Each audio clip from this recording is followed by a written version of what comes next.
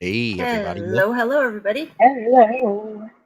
Welcome, welcome to the Allied Society Campfire Edition, our new once a month, first Sunday every month show where we gather a bunch of really awesome people and friends and we tell some screwed up stories to hopefully chill and terrify you or at least give you some entertainment for the evening. So I'm Raz, obviously Raz T slash. Our names are underneath us, so that's fancy and nice. I'm passing over to Dale. There it is. I am Delphine. I am a crow that inhabits the body of Carrie Lee Sanders, who happens to be an author whose story I have permission to read. So that's my crow. And you can find out all about me in the PBDC stuff. Raz and I are all over there. We're going to go ahead and introduce you over here to Friday. Hi, I'm Friday. I'm also known as Ginny. I'm an author and book enthusiast, and I am just here to see what happens. Oh, yeah, that's a good reason. Of course, we got Patti down here below me. Hi, I'm Patti. I am owner of Fae Corps Publishing. I'm also an author, a poet, an artist, and I wear many, many hats. Although I seem to have forgotten one tonight. But hopefully my story, which Serena Smossgraves wrote for me and told me to please read in her stead, will delight and entertain. Fantastic. We also have Prometheus, our guy right down here in the corner, the bottom right. Yeah, so I'm Prometheus. I'm probably the only one in this little campfire group that is not a writer. Writing is not my thing, but I do like stories. So I have a couple stories. I'm a haunt actor. I'm also a Scurry Face rep. So shout out Scurry Face.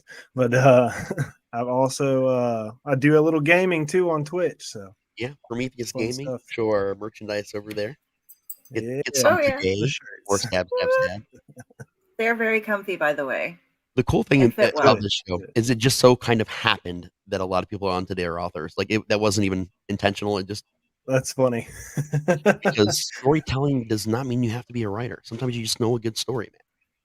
Oh yeah. See, with my thing is nothing. I have nothing against writers, but I really hated English class. You know, I'm going to school to become an English professor, right? Oh, really? Oh, yeah. I'm sorry. It's so. That's what that means. Hi to Mariah. It's so funny. I have never met a writer who did not have trouble in English class. It's like it was set up to confuse the whole lot of us.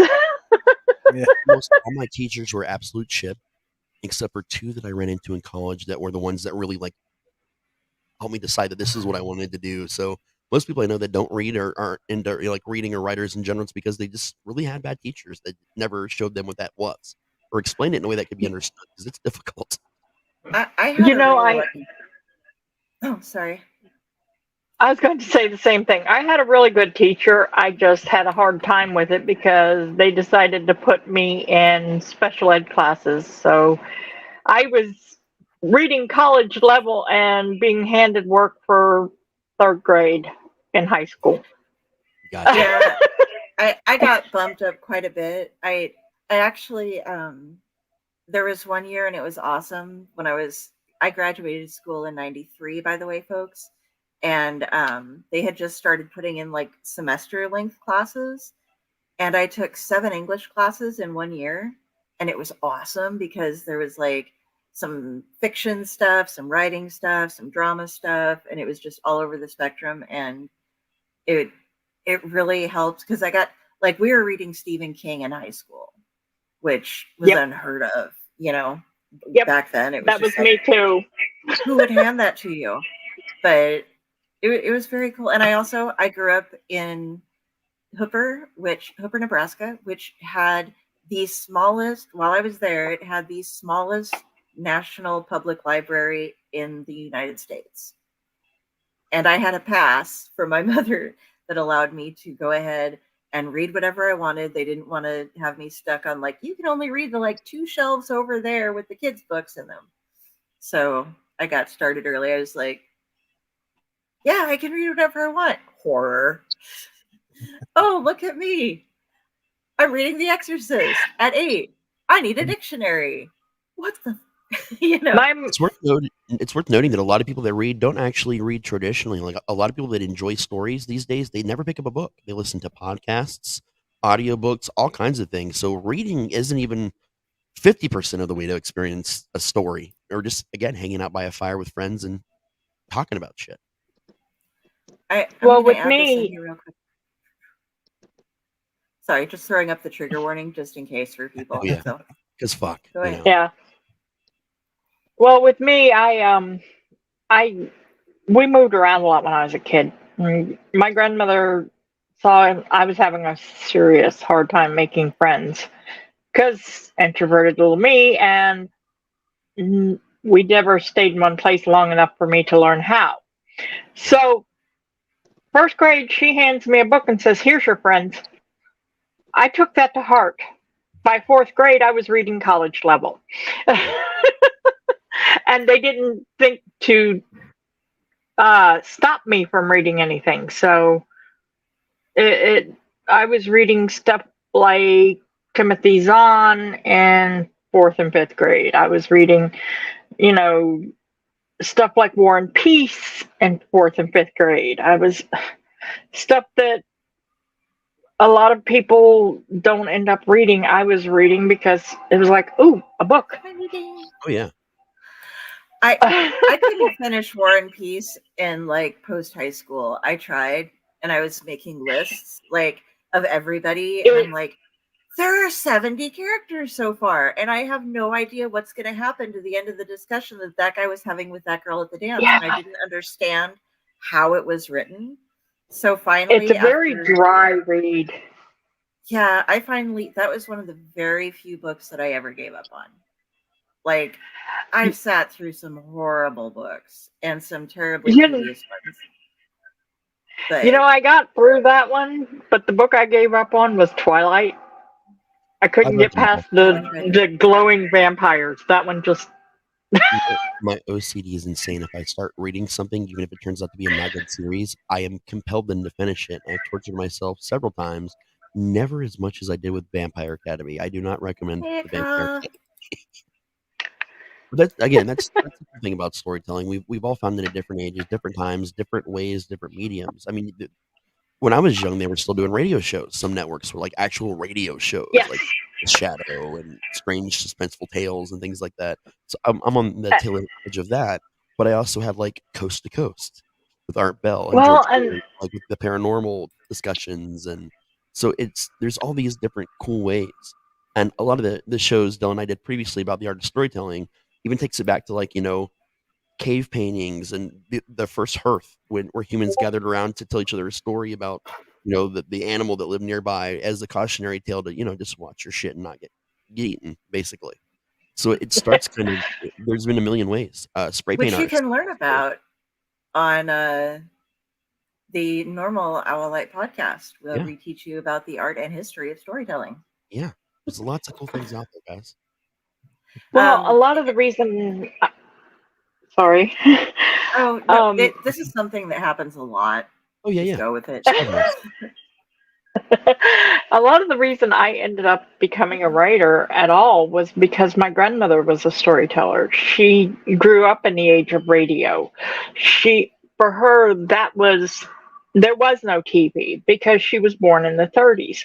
So for her, everything was bigger and better in a story.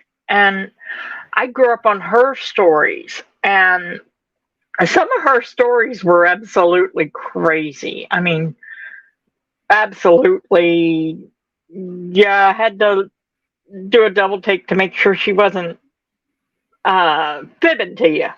Right. But some of them were like, whoa, that really happened? And a lot of that kind of carried over into me. It was like, okay, That's what I want to be when I grow up. I want to be her. Yeah, my grandma was the whole reason I'm a storyteller as well. I tell you guys the Same. story, but I know that I've told that particular story in interviews with both Jenny and Patty, and on several different shows. So I've heard yeah, it my like grandma was 5 pretty awesome. times, but it's a good Yeah, story. yeah. Mhm. But And I yeah, man, throw like Mariah there's a here. lot of cool information and inspirations out there. Go ahead. Mariah just wanted to say, worst 2 reads ever: The Great Gatsby and 50 Shades of Grey. I threw my Agreed. Kindle at page 50 of 50 Shades. Haven't tried to read either one of those yet, actually. So I feel like, oh my god, I should have read The Great Gatsby by now. But I I'll get to accidentally it. read a whole sentence Well, of 50 Shades of Grey once. And this sentence was I really about her liking giving a blowjob to a mother hamster sticking its young in her mouth. That made me just not want to read the book ever. And I kind of wanted to burn my eyes out after reading it. But unfortunately, I needed to see. So. actually enjoyed 50 don't do Shades, it. but I enjoyed it. I enjoyed it not because it was like supposed to be some sort of guide to BDSM or anything. I enjoyed it because I was in need of something to read, and I've read worse. Okay. That being said, it wasn't the best book. Okay. But I used to read Harlequin romances in the 80s. Right. So you were prepped It for really, this. yeah, it really was not the best read, but it wasn't the worst either. Okay, I guess Mariah was talking about The Great Gatsby. Is a book of Oh fucking God, I hated that book. The guy was trying I too hated that hard to book. be a writer. I'm more of a Tale Okay. of Two Cities guy. I just got done. There's something with James, not our James, but James Joyce and Henry James, both. Oh yeah. Okay, I get it. They're Gothic authors, and I write in the Gothic style frequently. So Friday and Prometheus are just like hanging out. But Oh, we're about to get to him. Don't worry. But I write that way sometimes, and I think I at least like some of the sentences I put in like advance the plot.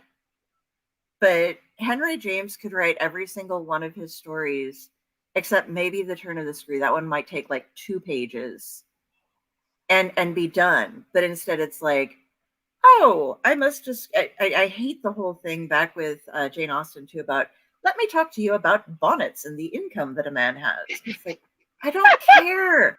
Just say he's rich and you like shopping. You don't have to tell us about all of it. We really don't give a shit. Especially about the bonnet that you didn't buy. Like, why do we want to know that? So agreed. Yeah. I like I said, I go on sometimes when I get into my Gothic writing mode, but my sentences actually advance things. They don't. I'm like compact goth, which is still huge because I don't shut up. But no, one of my favorite, more modern versions of storytelling. I guess it's not that modern. It's been around for a long time, but like even more so now is probably gaming. Prometheus, gaming. Let's talk about that for a minute, seriously, because I think a lot of people get their storylines and their stories only from gaming these days. Yeah. I mean, yeah, it's true. There's a lot of games out there, especially the role play games. Oh yeah. Like, yes. I mean, it's literally a story. You're playing out a story is what you are doing. And, you know, I mean, I've found some of the coolest stories that, you know, maybe have been written similar, but just by playing video games, playing those role play games. So it's another way to like, you can read a story, you can listen to a story, but you're interacting with a story, so like you feel more invested in it because, you know, if you kill your character, fuck. Or, you know, there's some games that like I remember the Fable series. It's a favorite series of mine. If you make a decision, that could fuck your whole game. Like one decision changes your whole story and game. And that shit is modern day choose your own adventure, and I love it. I just don't have to flip to the same opening page 2,000 times, which is fantastic. Yeah. I mean, I played a game here, like, I don't want to say recently, but back when I first started streaming again, I took a break there for a while, but when I first started streaming on Twitch again, I was playing a game called Until Dawn. Oh, I love it. Oh God. Yeah. And so it's basically, for those people that don't know about it, it's a horror game. It's a story, but your choices decide the outcome of the story. So it's similar what you're talking about there. Oh yeah, so many different endings. That game revolutionized, I think, storytelling in games, period. Mm-hmm. And then they put out the Dark Pictures anthology, which is I own all of them except for the one they just recently put out. Same company did them, but then they made the Quarry, which I guess is the spiritual successor to Until Dawn. And I just got the Quarry because it's free right now for PS Plus premium stuff, and I'm about to play through that because I think I've done Until Dawn like 3 times, and I've intentionally gotten a different ending like every time I've played. Yeah. But yeah, that's I a mean, beautiful example. Gonna hop in here with Mariah real quick. She had in Gatsby, Fitzgerald actually spent 4 pages describing a fucking staircase with 6 The only syllable character- words every other word. I had to have a dictionary, and I have an extensive vocabulary. Ask Rez. So he is a very loquacious sesquipedalian. Yes. And the only character worth a damn in Gatsby died. By the way, that means speak fluently and know many words. Yeah. all of that was autodidactically absorbed, by the way. With like our house, Five Nights at Freddy's has been a game changer for my kids. With it, they have learned how to research and learn things. They have figured out how to look at the game, look at the books, and critically think about how it plays out. I didn't expect it to like open their brain up into new ways of thinking, but it has. Oh yeah. Honestly, my boy Matt over here that lives with us, he got me into Five Nights at Freddy's. Like I'd played the game before, like for years. Like I've always watched someone play it or hung out with someone that was playing. I've never actually really played it. And he was telling me, kind of how much he liked it. And I was like, you know what? There's books. So I sat down in like a matter of a couple days, read the books and like 5 different short story compilation books. And I was like, holy fuck, this whole story is about child murder. And there's dead kids in a lot of those suits.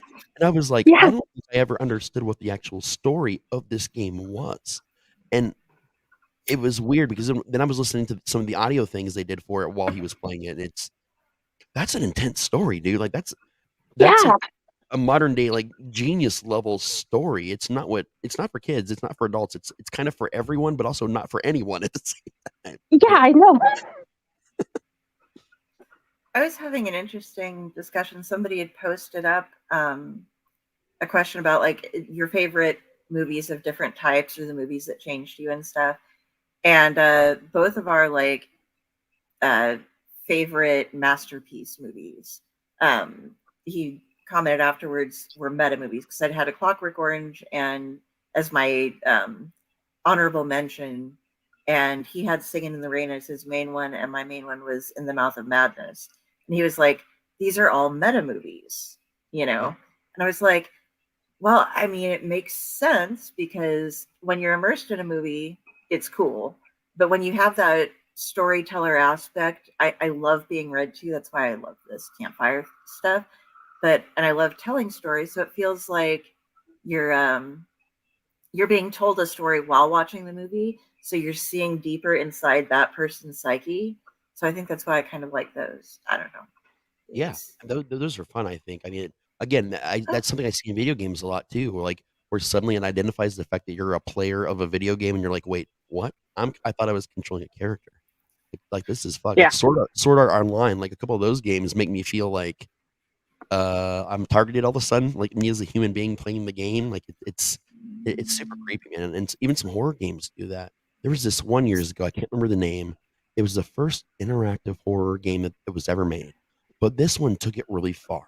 You had to put in your email address, your phone number, and like some other things.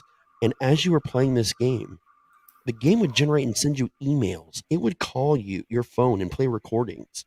It was insanely in-depth. And now there are games like this that still exist. You can pick them up on Steam and other places where they want your address. And you will have to go to places in your neighborhood where someone will drop something off for you to find.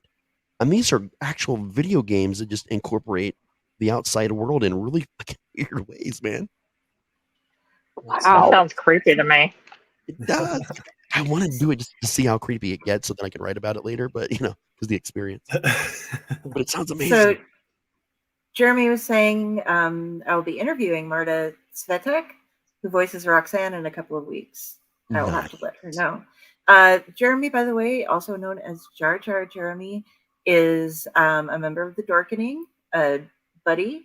He's been here on Buddy Checks before, and he's a comic book collector, and he does Splash Pages over there, which is a comic book podcast, as well as the Midweek Geeks. So if you want to follow them, and if you want to see that interview, go ahead and hop over and check them out on Facebook. You can find him through all my shit too. He's awesome. So what I want to do now is do the sample story I was going to do to kind of get everybody like in the mood and set it up. Into the show. Yeah. Well, no, I mean, this was all part of the show. We had to do our intro and talk to everybody and get to know people. And of course, we talk about storytelling because that's what we do in different mediums. But I want to do this sample, and then what we're going to do, like round table wise, we'll like go to Del, then Jenny, then Patty, then Prometheus. So that way everybody kind of gets a chance to like talk a little bit about like what they thought about the story, what was cool about it, or something that like struck them. That way, because I think if we do that as we go around for the story parts of things, it'll be like a little more organized. I'm terrible at organization. I'm high most of the time, so. And the comments too. Once we get somebody started on a story, we're going to mute everybody else's mic. We aren't going to throw up comments. So we'll do that when we're doing the discussion afterwards. If you have something you want to talk about the story, feel free to post it. Just know that you're going to be waiting to hear about it until we're done. Yeah, we'll get to you. We promise. We will. Yeah, we aren't ignoring you. All right. So the sample story is a pretty short one. It's a very popular one. A lot of people that have ever really experienced campfire stories or read things like, scary stories to tell in the dark, et cetera, has probably heard a version of this story. That's why it's a good sample story to start with. It's childish. It's not particularly frightening or anything, but it allows you to do some techniques that can be a lot of fun. All right, I had to make sure my cigarette was relit. I smoke even more. I'm telling stories. I swear to God, on story nights, I smoke like 3 packs instead of 2 packs a day. Fantastic. Okay, so this is called The Legend of Bloody Finger. There was 3 children standing alone just after midnight on a Wednesday. Before them stood the house of their nightmares. Now, every house there's a house like this in every neighborhood. That one house that you walk a little bit farther past, that you dare your friends to go up on the porch of, or maybe dare them to go knock on the door for Halloween for some candy. It's that one house that just terrifies you, just on site, that everyone has a story about. Well, this particular neighborhood had such a house, and there they stood, deciding on which of them would go first. This had been a long-running dare for this family. You have James, who was 14. He was the oldest of the siblings. You had Margaret, who was 9, but fierce. And they chose to take their youngest sibling, 6 years old, Erica, along with them.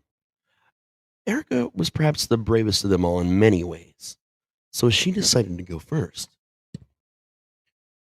Erica slowly walked up the stairs. She stood on the front porch. She glanced over her shoulder back to her brother and sister, and they gestured for her to go further. She held up her flashlight and turned it on. She opened the door with a... She enters the house and looks around. It's utter darkness except for where her flashlight shines. She hears a faint voice in the background. Bloody finger. Bloody finger.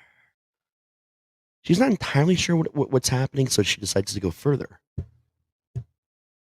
down the hall. Now, this is an old house. It creaks continuously. Wooden floors, disrepair.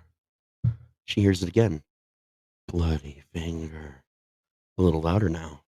Bloody finger. She starts walking a little slower. Her heart is moving a little faster. Bloody finger. She runs out of the house. She can't stand it. She just can't handle the sounds anymore. She throws the flashlight to Margaret and runs home. Margaret's startled. She looks around, trying to figure out what's going on. Erica's obviously at least running home, so she's probably safe.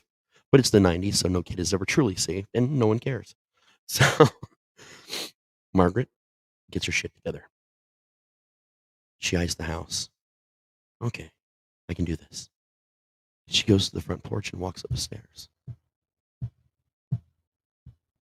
She opens the door. She walks inside to the old, destroyed wooden floors, and she hears that faint sound. Bloody finger. Okay, this must be what Eric was afraid of. So she decides to move a little bit faster. Maybe if she goes faster, she'll get farther down the hall, and she could say she did it. So she's going a little faster. Bloody finger. It's getting louder a little quicker. Bloody finger. Then she dead stops. Bloody finger. The whole house falls silent. Before there were some sounds of the outside world encroaching upon her, but now it's just silence. And again at the same volume. Bloody finger. She leaves. She starts running. Her heart is going insane. She feels like she's going to have a heart attack. She doesn't even know what a heart attack is, but she's pretty sure she's probably having one. She gets outside. She throws the flashlight at her brother James and runs home. She's done. James has two options. He can just lie and say he did it. That's what big brothers do. Or he can challenge himself. He thinks about it for probably longer than he should have. Not doing it all sounds like a fantastic idea, but what if they asked him some detail that he could have only figured out from going into the house? And then they would know that he'd lied about it. So he sighs and he eyes that house, a house of his nightmares.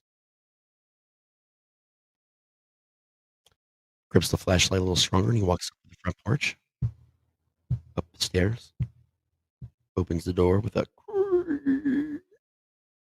and he starts walking inside. Not going too slow, not too fast, just a chill pace. He knows something is going to happen, obviously. His sisters couldn't handle it, but you know what? He's 13. He can do this. Bloody finger. Okay. There's the voice. Not too bad. Bloody finger. Oh, that voice is getting louder and a little closer. Bloody finger. He's almost to the point that Margaret was at before she freaked out. Bloody finger. All right, now he's nervous, but he's not stopping. His heart is beating a little fast, but he's holding it together. He gets down to the end of this hall, and he stops, and he looks around. There's 4 doors. It's odd that a hallway would split open into something like this, but whatever. It's an old house. He looks around, and he hears, bloody finger. It's louder and more aggressive now, and he knows what door it's coming from. As soon as he looks to the left, that's it. That's the fucking door. His heart is going a lot faster now. He's definitely in full-on panic mode at this point in time, and he wants to run. But the sight of the door has got him anchored in place. The door creaks open and slowly opens. Behind that door is a grisly sight. A ghost, a specter, if you will. Covered, its hand only, in a strange, glowy, silvery substance and just kind of dripping all over the floor. The specter looks at him. It's a man probably in his 40s, dressed in everyday normal clothes, which was kind of surprising. He kind of expected to see something from like the colonial period, because that's, how a lot of ghosts suddenly seem to appear, even if they didn't die in that time frame. He makes eye contact. He says, "Pardon me. Do you have a Band-Aid?" And that's the end of the story of Bloody Finger. It was as childish as I promised, but it gives you a cool idea on how some of these stories go. And, I'm not always going to add effects, but it's like an easy one to do as long as you have something to tap on up here. But there's our tone setter.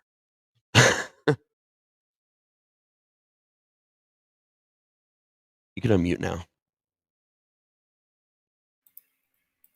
Thank you. Sorry about that. No, hello, Angie. Sorry. And hello, Rich. Speaking of effects, this man does a lot of fun stuff. I was going to reach out to you actually for some help with some effects stuff that I was working on. So yeah, this was our example story of how to get into storytelling if you don't have all the fancy schmancy equipment that everybody else has these days. Well, yeah, everybody else but me. So all you. So we can do our round table now, or we'll start with you and go around. Is everybody unmuted? I don't know if everybody's unmuted or not. Okay, cool. Oh, I think Jenny's. There we go. Yeah, she's muted too. Okay, cool. So we'll start with Dell, and we'll kind of just go. Can I hop into comments real quick? I love stories that take me back to scare stories. To tell in the dark how I got started writing my stories. Yeah. People who've watched some of my shows know that the way my grandma did things when she was telling us stuff was there were visual effects that she would do. Like she would read us the poem Little Orphan Danny. It's the one with, and the goblins will get you if you don't watch out. And she would shoot her false teeth out at me, or all of us, and just scare the shit out of us as little kids. So that made me very into like visual style storytelling and stuff. I try to do voices. I try to do everything. I'm not that good at them, but I do love being a storyteller. And the way he was able to rack up the effects there with just tapping on the mic and stuff was great. I don't know if my mic does that. I got new equipment. I don't know what all it does. Anyway, this way on to Friday. I love that it was a story you could easily follow and you could picture it in your head. That I appreciated.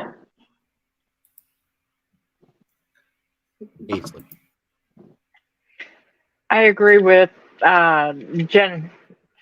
You could picture it.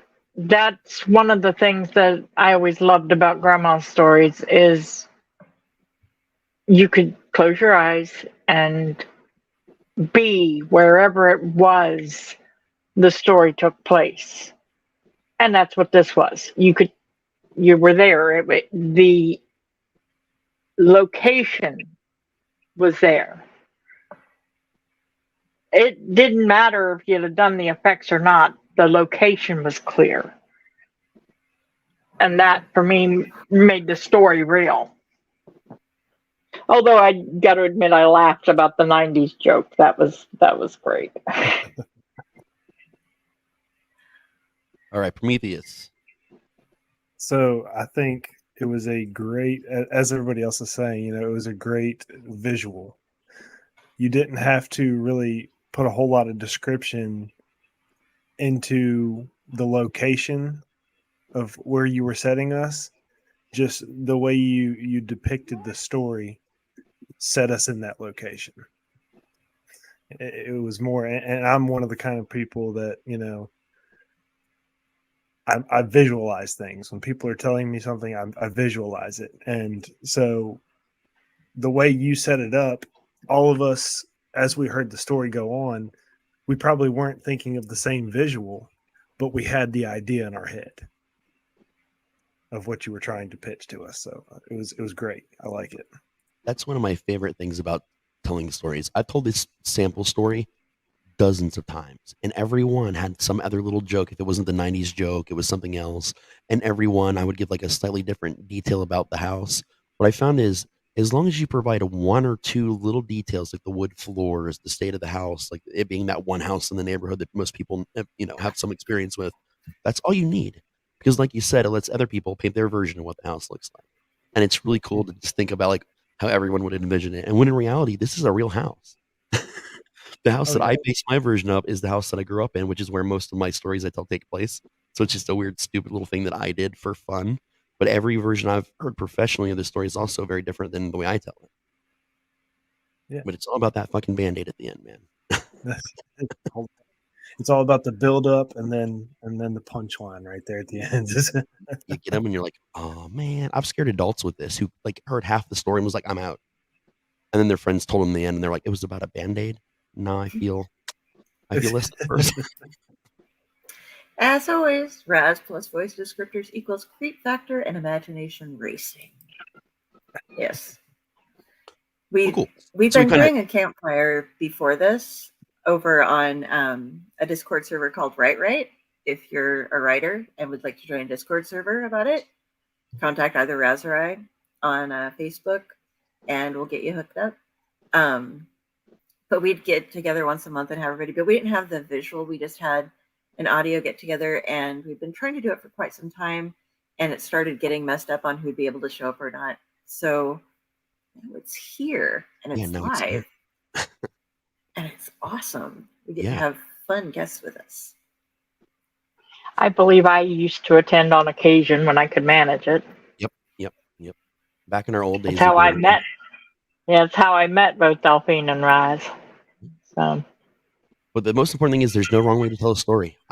You're gonna hear me tell stories in like so many different ways from here for however long we do this. Most of them I don't even do sound effects for. That's just a fun little one that I like to because I can, and I'm really high and it's a lot of fun to do. So, But our next story is going to be Patty's story. Raz, get a hold of Constance so that you can get her on right. Gotcha. All right. And Patti. This one I've told at the campfire before, but I feel like this is a new day, so let's try it again. Harvey. Harvey is nearly home. The walls echo this nightly. I'm not sure exactly who Harvey is, nor why I should care. But for the last week, that has been like clockwork echoing through the house that I just bought. I should have questioned why the house was so cheap. I paid for what I thought felt like a steal. Could Harvey have owned it before? Always at midnight, just as I start to believe it's all in my head. I'm not usually the sort taken to over-imaginative flights. Still, I have recorded it. The recordings never seem as creepy as the sounds in person. There is nothing on the recording but static. It is so loud in person. Harvey is nearly home. It creeped me out, I tell you. Who was Harvey? And why should I care? But it matters. Others have heard it. Harvey is nearly home. Harvey will be here soon. So much more because others have heard it. I invited a friend. Midnight a couple of days ago, my friend heard about Harvey and was gone the next morning, nowhere to be found. They refused to answer their phone for me. I've been calling nonstop, hoping they will answer. Harvey is nearly home. Harvey will be here soon. I find I'm too afraid to tell anyone else. So, if tomorrow I am gone, Harvey came home.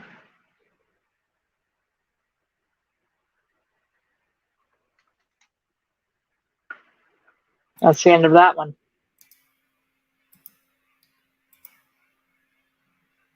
I love that story because I had heard it before, but like you told it differently this time. Actually, I'm not sure if you did that on purpose or if you noticed, but you told it very differently this time, like a whole different voice almost. It just was the way I needed to read it this time. I don't know. That's a great story. My favorite part is when you say at the very end, "If I'm not here, Harvey came home." It's the kind of story that like you hear all the build up, you get where the end is coming from, but then after you hear it, you're like, wait, and you almost need to go and listen to it or read it again with that knowledge because it's like there's information layered in there that you have to have a first listen to or read to fully see the whole picture of what's happening. And that's actually one of my favorite kind of stories. The one that I've got experience. It's like how haunts work. You go through a haunt, you can't catch all the details. You go through again, you're constantly noticing things that you did not notice before, and that's the draw to keep coming back and keep experiencing a thing like over and over again. It's like a new game for us. And it'll be different next time if I tell it again, because honestly, the story itself isn't quite solid. I don't know how to explain it any other way. The story, it has meaning, but it doesn't at the same time. Who is Harvey? What is Harvey? It's Harvey Dent. I love house stories. He's going to kick Batman's ass. Yeah, no, I love stories about houses and things that are attached to houses and stuff. And your particular take on it is, why should I care about Harvey? I'm kind of freaked out about Harvey, but I don't know what to do about Harvey. Well, the basic gist of this story comes from the fact that I live in a haunted house. Honestly, there's something in my house. Other people have seen it. Other people have heard it. There's a smell that if you catch it at the right time, people have complained about, and it's nothing that should be there. It's a chemical smell that should not be there in my stairway. There's other things that, they should not exist in this house, but they do. And this is a haunted house, and there's nothing that I can do about it. And that's where Harvey came from. But at the same time, there's something entirely... Harvey is all those campfire stories back when I was a kid, were jump scares. They were always something's coming to get you. Well, that's what this is. Something's coming to get you. I have to say it reminds me of the story that I heard when I was a kid, that I am the window viper. I will be there in 7 days.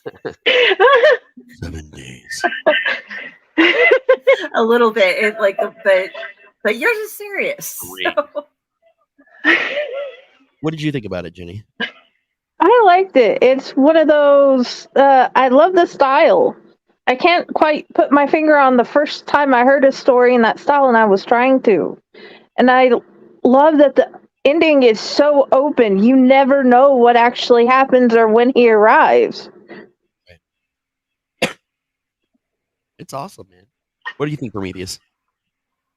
I think it's another similar to the way your story went, Raz. It's like it paints a visual in your head, and it leaves that open-ended ending to your imagination just deciding what you want it to happen at that point. And that's what I've grasped over the years. Like I said before, I'm not huge into like the whole writing and stuff, but I love stories. I love reading stories and hearing stories.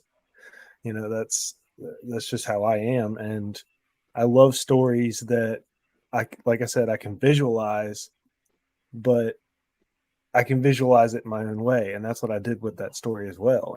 It's one of those things that I can paint my own picture of how it's going to end. And even though there is no ending, really. Right. That's awesome. Anybody at home listening have anything you may want to say in general? I mean, we don't expect a lot of listeners the first episode because, it's kind of, we've only started really advertising this like the last week or so, I think. And we got to build up some steam. So a lot of people will be catching this on YouTube, probably the replay. Yeah, there was a couple of miscommunications as far as who can post things up and where, and things got put in places that I didn't know where to look for things, and so it was a little late in the advertising. Yeah, but now we have it all. I spent last night fixing up StreamYard so that we have all of our stuff.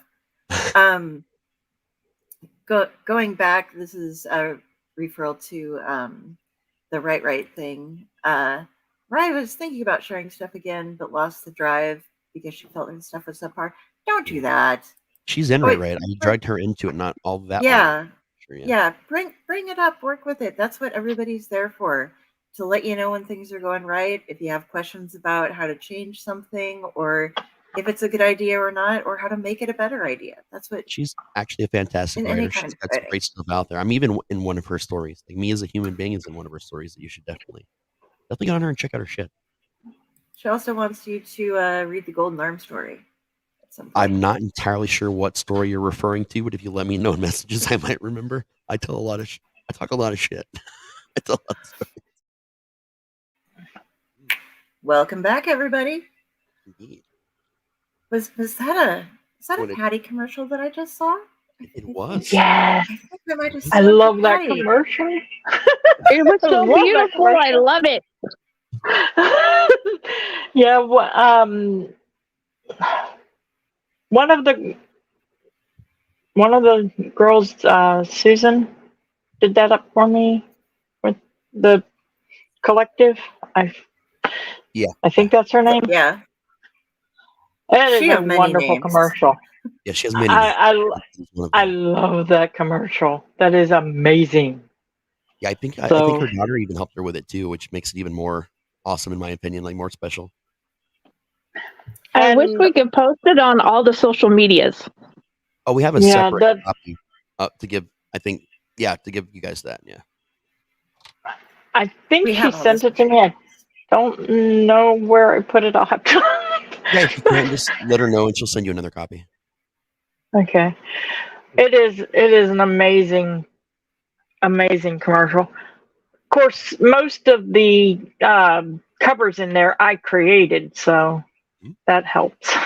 It makes me feel good. If you've ever wondered who does any of my cover art, that's all Patty all the time. And this guy and I are in some of those books. Yeah. Yes. Yeah. Delphine's been in. I want to get a Prometheus gaming commercial here too. Hint. One. There you go. Yeah. Okay.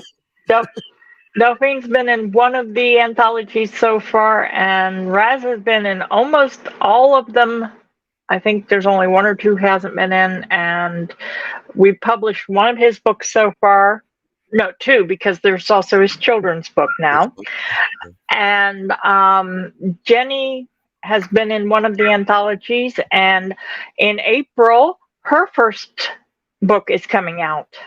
Nice. So, yes. So we're rather proud of that. Plus, Jenny, I don't know how I would survive without her. She runs all of Fae Corps' social media, and honestly, she has been the lifesaver for the whole Fae Corps Publishing thing, because she keeps me running. Officially too, she gets my shit together and it organizes me more than I thought I was ever going to be organized, which is exactly what I need. Seriously, like she really is awesome. So our next story on the docket is Prometheus. What you got, me? Man? Some experience, you know. Okay, so here's the thing with my stories. All right,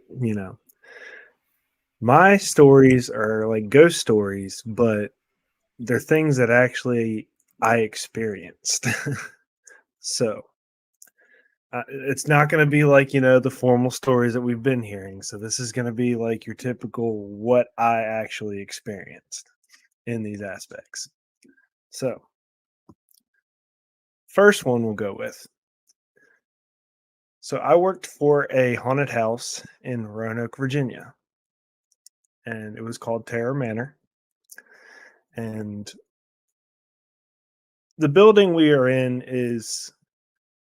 it's like an old warehouse building. Okay.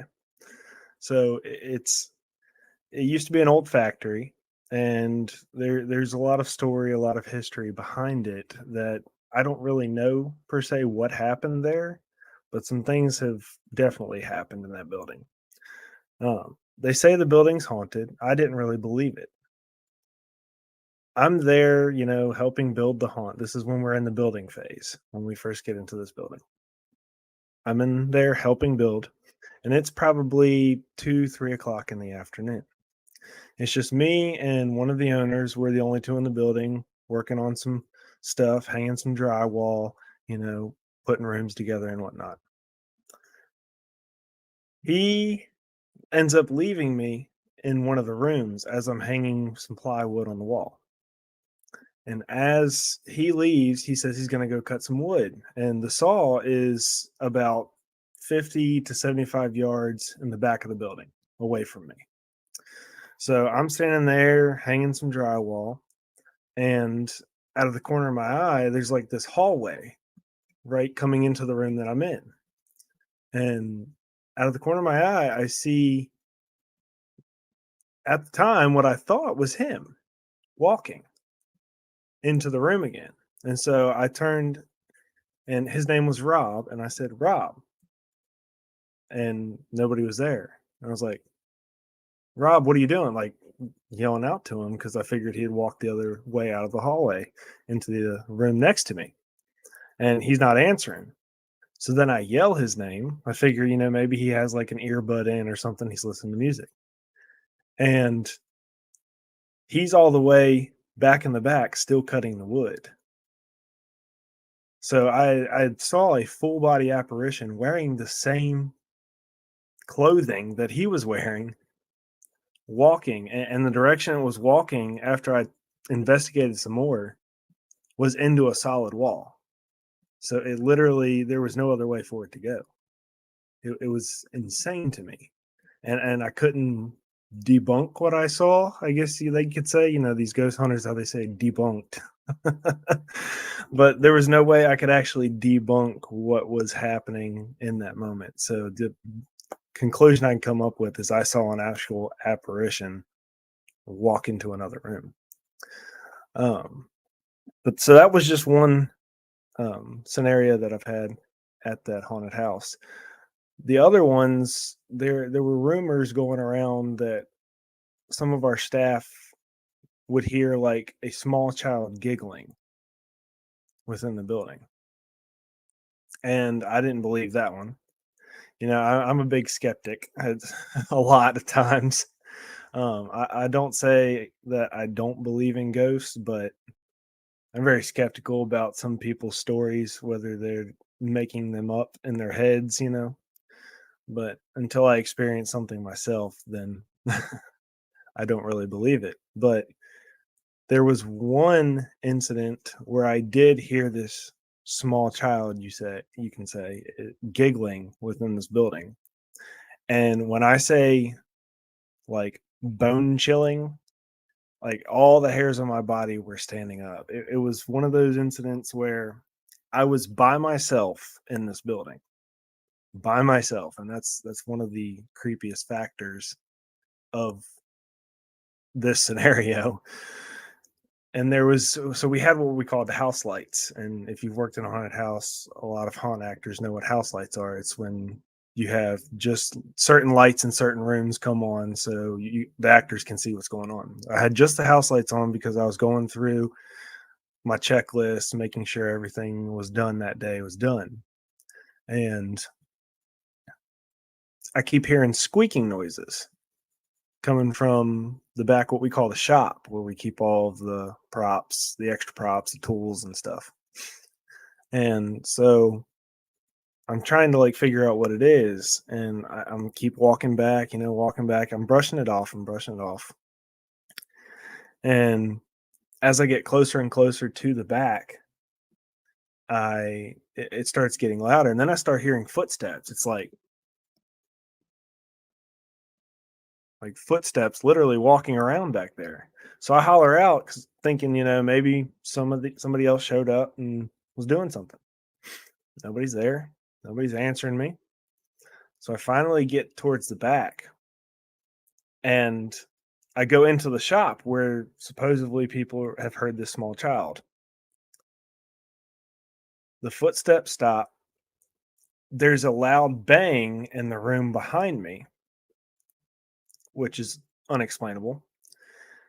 And as soon as that loud bang smacks, I hear the giggle. And instantly and you know, I'm a hunt actor, and hunt actors, we either get scared. You're either very scared of everything, or nothing really bothers you. And I'm one of those that nothing has really bothered me. But that time, I can't tell you how fast I ran out of that building when that happened. Just the bone chilling experience. It's hard to explain and give you all that aspect because I'm not a great storyteller, but I like to paint the picture of what I saw the best I can or experienced. I guess one of my last ghost experiences that have happened to me. It was probably it was back when I was in 8th grade. My grandfather had just passed away a few months prior, and you know, he was like one of my best friends and all that stuff. And so I lived in the basement of my parents' house. I had my own room in the basement, and I had this futon in my room because it used to be an old living room, and so I turned it into my bedroom. I had this futon in my room, and I went in there after school one day and was taking a nap. Well, I also had this fold-up chair, and it was like one of these wooden fold-up chairs that you had to literally pick this thing up and use some force to move it around. It was pretty hefty. And I was laying there taking a nap one day after school, and nobody was home at the time. My parents, my dad was at work, and my mom had to run to the store. So she left me there. She said, "I'll be right back." And I'm laying there on my futon taking a nap, and I hear somebody walking upstairs. Nobody's supposed to be home at this point. I hear somebody walking upstairs. So I go out and yell. I say, you know, "Mom, Dad, is that you?" Nobody's answering. So I'm like, okay, whatever. So I go back in my room, lay back down on the futon, and out of the corner of my eye, I see my chair moving, my big wooden chair that, you know, takes a lot of force to move. And it's sitting there just rocking. And I'm like, what's happening? And then next thing I know, boom, folds and falls to the ground. And the only thing I can say is I feel like it was my granddad trying to tell me something, because what had happened a few days later was that pretty much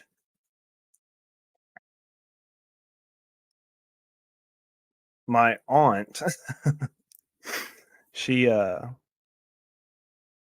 we found out she was having a heart attack. And I don't know if he was kind of like warning me that something was going to happen soon, but it was kind of like, it was very bone chilling experience there too. And I was only in 8th grade at the time. So that one stuck with me for a long time. But that's just a couple of ghost experiences that I've had.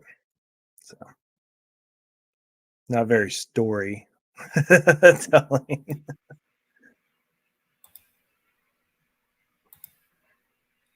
I think they're very think good. you sell. I think you sell the story short because I can see the chair moving. I can see how scary that would be, especially for a young man and one who had not experienced such things. It would be incredibly scary. I was muted when I was trying to tell you this, but don't ever call yourself not a storyteller, dude. Like, my favorite stories, and the majority of the ones that I've ever been told in my life and have told other people, were exactly what you just did. Exactly. Like, seriously. Like, a lot of the ones I tell are exactly like that. Yeah. Being a haunter has given you a great perspective as to how to narrate the happenings around you, I think. Yeah.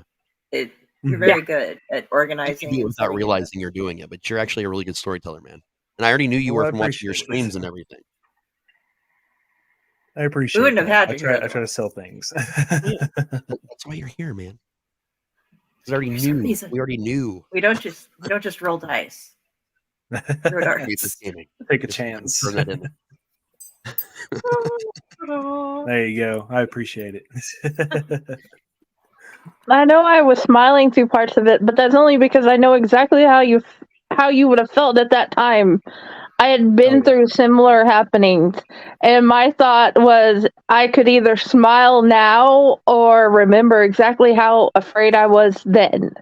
Yeah. It's one of those feelings I can understand. So I may be smiling during a ghost story, but it's one of those I've been Yeah. through many Same. things. I know how it feels. Yeah. Same. But and it's like I said, I've never at first I was never one to like fully believe in ghosts and whatnot until I actually experienced these things for myself. And I'm like, okay, maybe there is something. We were talking with Jar Jar Jeremy and at the last buddy chat, and he had mentioned that he was the kind of person that wanted to believe in things like that, but had just never experienced something like it to say for sure one way or another. And I think a lot of us are that way. Like we might want to think we live in a world where anything is possible, which is what I try and do every day. But until we really see it ourselves, we just can't fully grasp it and like get on that train. Mm-hmm. Yeah, when the first couple times when you hear something, you might second guess yourself, and then when something pulls your hair or something comes flying at you across the room, it's like, oh, okay, Yeah. Oh yeah. that happened. I'm But a that's the little kind of terrified. story the way you tell it, because like, so what happens, like with Jenny smiling, me, I teared up a little bit because my initial instinct, not because I'm sad or whatever, like I get this chill down my spine and it's like, oh my God, I have an experience just like this. Someone else has experienced something like this too. So then it Yeah. invests me more in the story. I'm getting this weird adrenaline going, oh my God, oh my God, oh my God. Like I got to tell mine. This is the conversation. This is somebody that gets it and understands. I'm connecting. Yeah. It's Yeah. it's one of those feelings, man. And I think my favorite part of storytelling is that moment where the person you're telling the story to is just connecting with you. Mm-hmm. Oh yeah. Absolutely. That was my thoughts too, is, oh my God, I know stories like this. I feel this. I've been here. And you kind of want to tell the stories and you realize, oh, other people have stories like, oh, wow, you're not alone. And that you're not alone feeling goes a long way. Oh yeah. Oh yeah. Oh, yeah.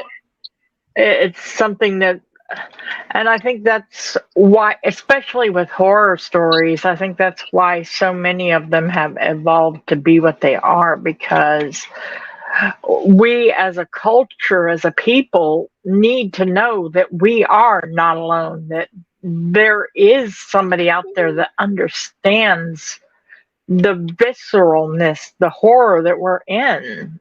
Yeah. Oh my God, Yeah. we suffered this, and so have others. It's that thing I say in every single interview with everyone on the whole planet. I love horror because it is the oldest genre and the most important one to who we are as a person at any given moment. If you've ever checked the back seat of your car just because you're driving at night and you're paranoid, or you've investigated some sound, all these things are ingrained upon us as human beings because of horror as a genre. Because what horror is really just having a respectful fear of things that you're not sure about or new things. That's all horror really is. And it's just, there's so many different ways that can be experienced by someone, but it's a part of our lives. Yeah. This is going to be something I can that I can show Jazz later and show, here are many adults like you that have had scary experiences, because the lady in the mirror in the bathroom was not his best day ever. Right. The mirror stories. Oh, Grass and I are like bobblehead dolls. I keep seeing us and we're like, yeah, at the same time. Sorry. I see us down below and above, and it's hell yeah. It's a StreamYard thing. That's why we open it up to like stories based on your personal experiences, or one that people have shared with you, or things you've written, or to stories or campfire legends, because we realized that all these different types of stories and storytelling, they're all equally important. They all share the same stage. I know people that get paid $100 an hour to stand on a stage and do professional storytelling, and it's just like that. It's experiential. Like, hey, I experienced this. Yeah. It's okay, I'm in the wrong. to really think about it on those, but in those terms, it's, you think, oh, maybe I'm not telling the greatest story, but like, That's just because you're not looking at what's out there, man. And it really is a lot of this, like what we're all doing together. We just get to do it for fun. Well, I guess the biggest thing is, I'm worried about my delivery of it. But delivery comes the more you do it. Unless you're like, I'm going to do this thing professionally, like you don't really have a need, or you know what I mean, or like it's a passion or a hobby, like. But that doesn't affect that whether your story is good or not. You know what I mean? Your story's not affected by your delivery that much. Your delivery is just the polish, The magic is still there in the story you tell, whether you knew how to deliver the magic or not. Yeah. Yeah, we could feel it. It was delivered in my pants. I'm joking. That's bad, Raz. Thanks, Raz. We have a trigger warning. Explicit content. I feel like you want to apologize for that one. I did. That's what trigger warning is up. Trigger warning, high school boy content. Yeah, it's just for me. Right? That was a Jackbox Friday comment for Quiplash.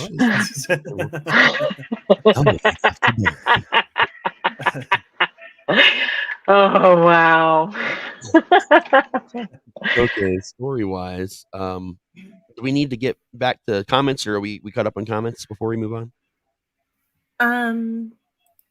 Mariah would like to get paid for stories or ideas for stories, and she also mentioned up above that the Golden Arm story is one of hers, not yours. Yeah, she messaged me. I think I'll do that for my sample story. It's even shorter than the one I told before, so I'll do that for the next month's episode when she's actually appearing next month. Awesome. All right. Be nice next to have you. up, I think we have Jenny's story. Yes. Okay. Yeah. I did not find out until I was older that my uncle's house was that particular house on the street that everybody was either dared to go to or knew was haunted, because I just knew I always had two kids to play with over there. My sister and I would play with this little boy and this little girl. They never changed clothes. They never left the house, but they were always there. It didn't occur to us to question that. And this one night, at this big, beautiful mansion-like house that was made the Civil War times, that seemed like it would never leave, so to speak. We had went upstairs and did all the things, got the hugs, had our goodnight stories, and just went to bed. And a little bit later that night, I woke up and there was somebody in the hallway I'd never seen before. And he was dressed in this weird outfit, like he was in the army. And I snuck out my room and noticed that the white walls now were covered in flowers. The doors seemed shinier, like everything had just been built. And I just snuck behind him down the hall to the room at the end where he was going. And all of Granny's furniture was gone. There was a toy box with different older toys. And he had walked to the very back wall and pressed on it in this space that would have been just above my head. And it swung open. And he brought out this like globe thing that I was not sure what was, and some papers. And he turned around and saw me, and I just booked it back down the hall because I didn't know who he was or if he's going to get me. But when I booked it back down the hall, everything had changed back to the white walls and the normal, like, older, faded wood doors. And I jumped back in bed. And I didn't find out until in the morning that was Colonel Kilgore, our grandfather that didn't make it, the father of those kids. And I think the other experience that I didn't understand was Granny had died, and we had went and had her funeral. And then when we came back, Granny was still in the bed. She was still petting the dog. The dog was still right there in the spot where he had been before. And I didn't understand how she was still there, and nobody would tell me. They thought I was being mean. I got yelled at because I was being a naughty little girl, but that didn't make any sense. And I guess that's my haunting story for now.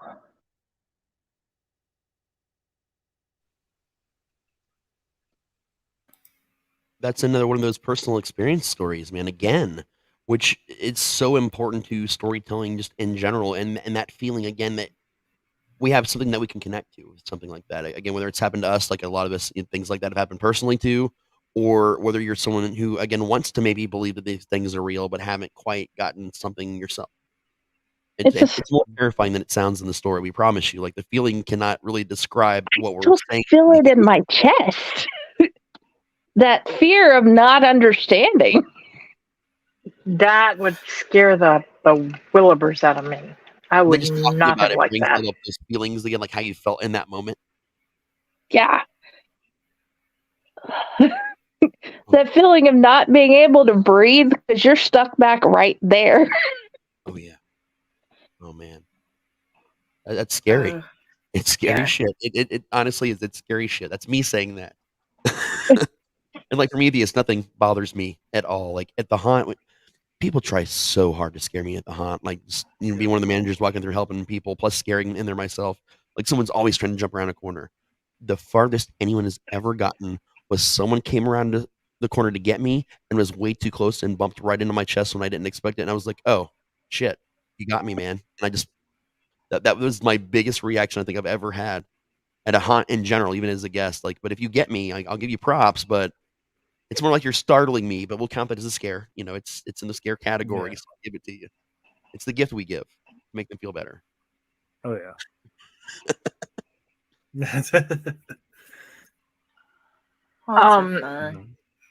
Oh yeah, man. It was an awesome Jenny. Thank you so much for that.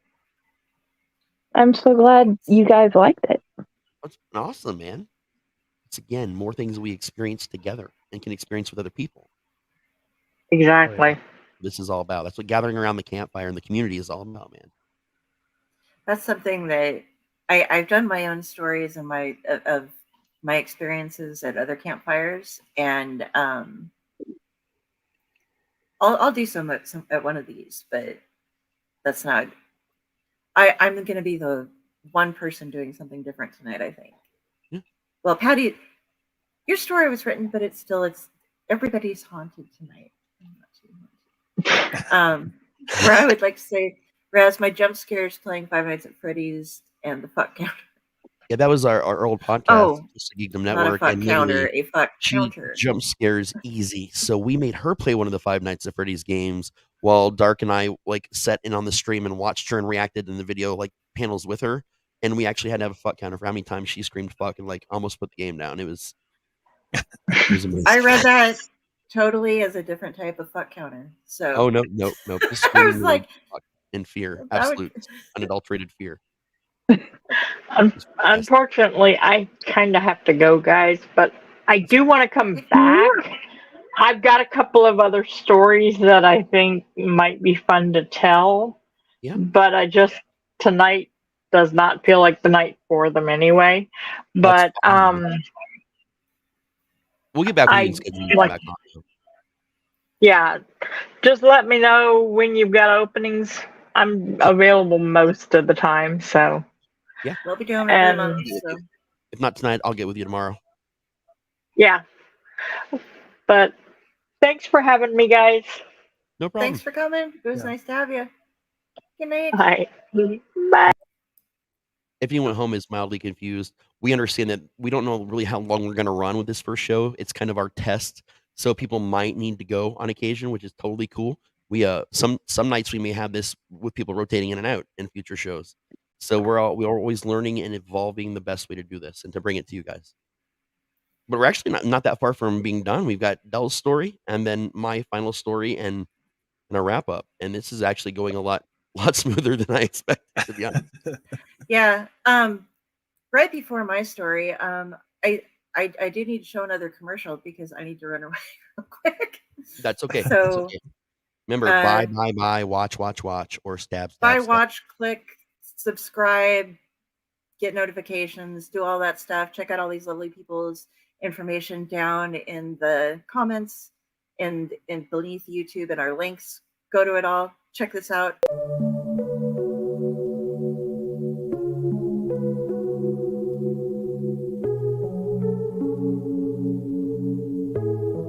The book you are about to read details the tragedy that befell the small town of Riverside, Ohio in 1985. For its residents, an idyllic fall evening at the annual Founders Day Festival became a nightmare. After the accidental death of a local woman, Riker Jenkins was forced to enter a world of death and all-consuming madness. What followed led to the discovery of perhaps the most bizarre series of events in Ohio history. Despite the ongoing investigation of the 30-year murder spree that followed, the police remain baffled. While eyewitness accounts claim to have seen a suspicious mind looking near the scenes of various murders, no suspect was ever apprehended.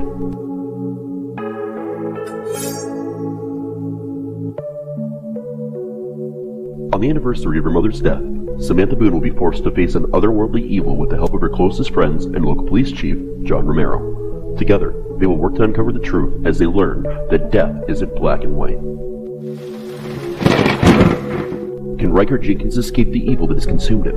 Or will he remain trapped in the invisible box of eternity? When no one can hear you scream, silence is crimson.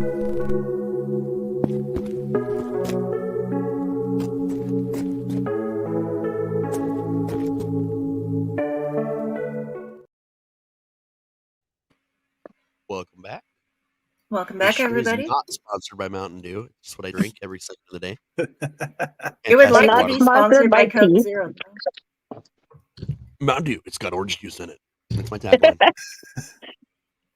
Coke Zero. Got zero. That's all my I excuse got. for drinking Mountain Dew all the time. I'm just like, it's got orange juice in it. No one ever believes me until they have to actually pick up the bottle and look, and they're like, oh shit, yeah, there is orange juice in this. See, I like Dr. Pepper.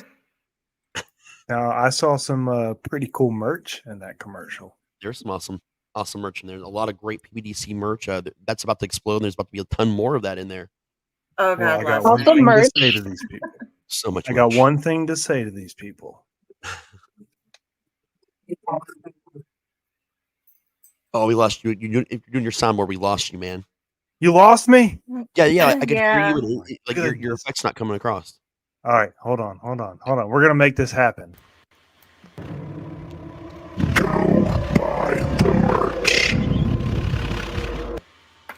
Yeah, I heard you that time.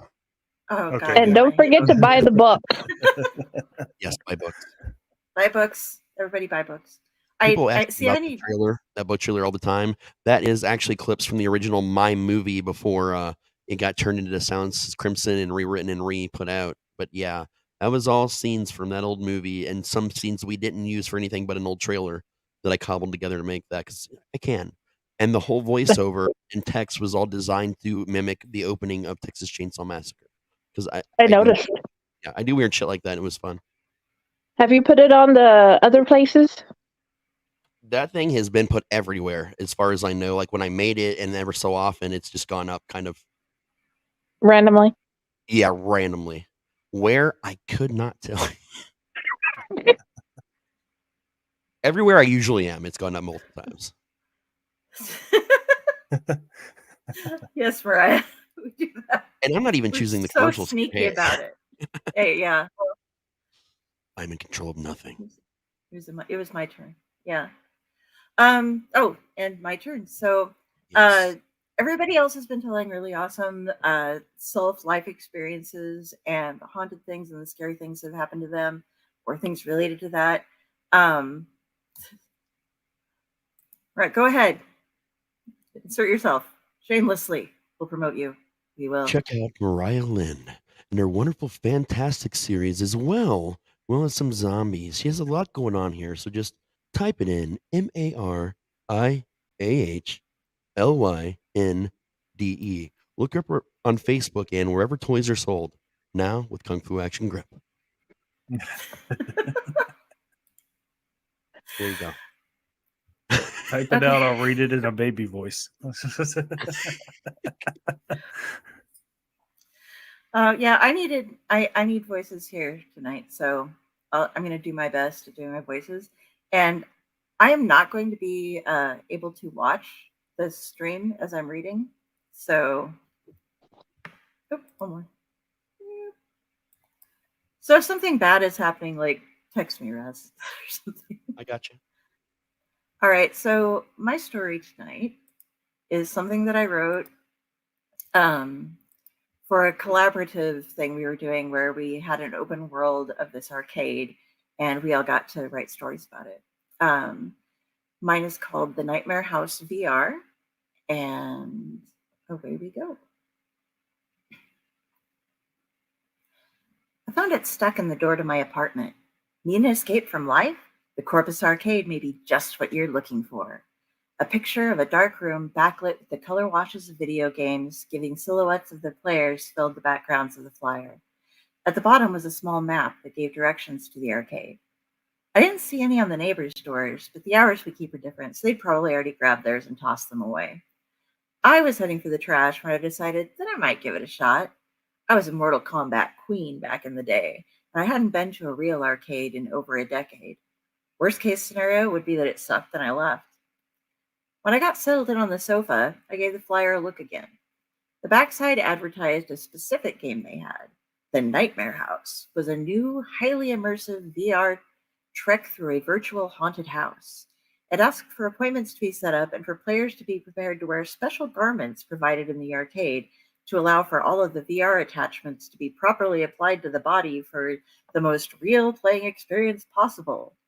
It included a $10 off coupon of the $20 fee. Now, I love my Mortal Kombat, but this is really intriguing. I don't have any experiences with VR. I can't afford the gadgets, so I decided that I would go ahead and give this a try. If I had to pay the $20, no way in hell.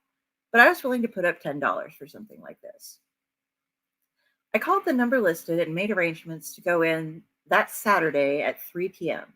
The person on the phone warned me not to have too much to drink before coming in, as the game takes a while and doesn't allow for pauses. And who knows? Might just scare the piss out of you. They chuckled at me before confirming the time and date. This sounded awesome. If it really was that long of a game, I'd be getting my money's worth. I just hoped it proved as cool as they made it sound. Like I said, I have no experience with VR, and I really hoped I wasn't just going to be stuck watching a version of a funhouse ride in a cartoon graphics for half an hour. The rest of the week passed, and on Saturday, I made sure to have just a small breakfast and a single cup of coffee so that I wouldn't embarrass myself with any uncontrollable bodily functions at the arcade. I took the flyer with me for directions and the coupon, and eventually found myself in a neighborhood I'd never been in previously. It seemed to be a couple blocks of a business district, but most of the businesses were either closed down with the windows boarded up or really odd. There was a music shop that had a few clunky-looking old-fashioned instruments in the window, a knick-knack store that certainly hadn't been dusted in months, judging from its display, and a secondhand clothes store with someone outside of it sweeping the sidewalk in an orange robe who gave me a little grin and a nod. The Corpus Arcade was unmistakable, though. The black doors had a giant white skull worked into them with a combination of paint and sculpture, and a sign above with the Corpus Arcade written in dripping red lettering. When I entered, it was pure nostalgia. All of the sounds of the games flooding over me like a familiar flannel. The glow of the games, the sounds of pinball, white water, fake gunfire, an 80s music soundtrack, and the smell of nachos and hot dogs was all a trip down memory lane.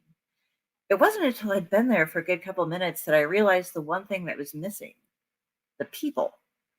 It was a Saturday afternoon. The place should be flooded with kids and teens and other older geeks like me.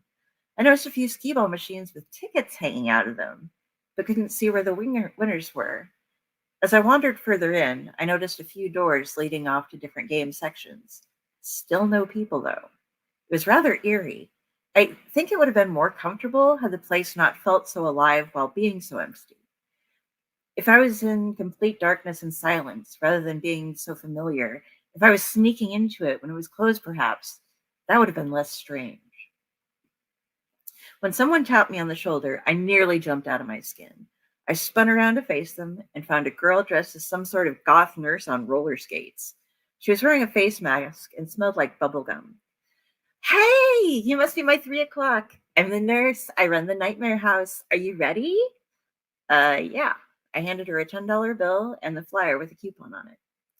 Great. Follow me. This game is totally new, top of the line tech. I'm going to ask you to do a few things that might sound weird, but they totally make the game awesome. She skated over to one of the doors and led me inside. We were in a small room with a chair and 2 more doors. Pointing to the side door, she said, okay, there are lockers in there and a gown for you to wear. We'll be putting some different things on you that allow your movements to be tracked in the game, as well as some electrodes that help make it totally more immersive. Sounds weird, right? Don't worry, it's all brand new tech. We got an early release. We're totally lucky to have gotten this machine. I'll wait for you out here. You can leave your bra and panties on if you want to, or if you're worried about it, there's an adult diaper in there too. Honestly, I've had to clean up some nasty shit, so I'd prefer it if you wore that, but it's your call. Oh, right, almost forgot. There's a bottle of gel in there. If you could just use it like lotion and cover yourself with it, most people feel more comfortable doing it themselves. It just helps with the way the electrodes work. She gestured towards the door again, gave me a wink, and then sat down on the chair to wait for me. This was by far the weirdest thing that had happened to me in a long while, but it was getting more intriguing by the moment. I opened the door and walked into the little locker room. There was a hospital-style gown with the Arcades logo on it, an adult diaper, again, with the Arcades logo on it, which had me giggling, an open locker, and a bottle of gel along with a toilet and sink. I figured, what the hell?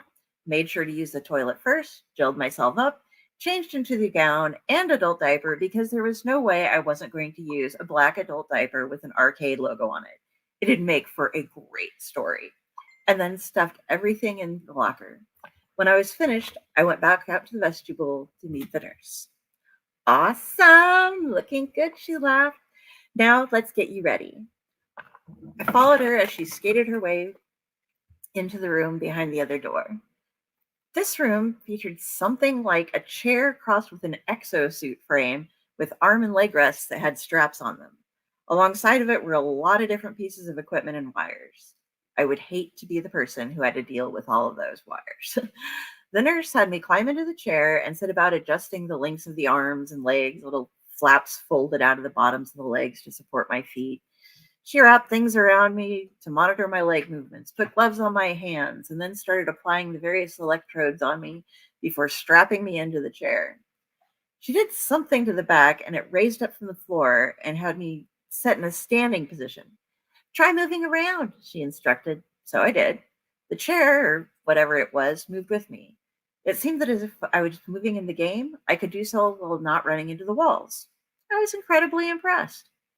Okay, last thing we need to do is a few wires on your head and get the goggles on you. I have to put a little bit of the scoop on your head for the wires again. The gel doesn't work as well on the head. It washes out really easy. Is that cool? She asked. I nodded, and she ended up parting different sections of my hair and smoothing something cool into my scalp and then sticking what I assumed were more electrodes into those spots. Alrighty then. Just need to put the headset on and you'll be ready to go. You're going to experience darkness for a few minutes first. Just try to relax. Nothing is wrong with the game. It's just a way to let you get accustomed to the feeling of everything and for the game to get accustomed to you. Any last questions? I was going to ask her why the arcade was empty, but I didn't think that was the type of question she was talking about. I was going to ask her what she meant by the game getting accustomed to me, but I assumed it was just collecting all of the information from the pieces of equipment that were all over my body and making adjustments for that. Like I might have mentioned before, I have no clue how VR works and didn't really want to embarrass myself. Nope, I said, I think I'm good. Cool. Okay, get ready to enter the nightmare house. Your goal is to make it through alive. To get out, you have to find the door. Not just a door, but the door. You'll know you found it when you get back to reality. Have a safe trip. She gave me a wink as she slipped the headset on. It covered my eyes as well as my ears. At once, I was in complete darkness and absolute silence. I'm glad she'd warned me about that. I would have been worried after the first 30 seconds otherwise. Instead, I relaxed. I wiggled my fingers in the gloves and then moved around a little bit to get a feel for the frame I was strapped to. The seat was so soft that I barely noticed it was there helping to support me. Moving my arms and legs a bit, I found that I couldn't feel any resistance against them, and the sensation of having the frame parts next to me was fading. The cushioning on them must help with that as well.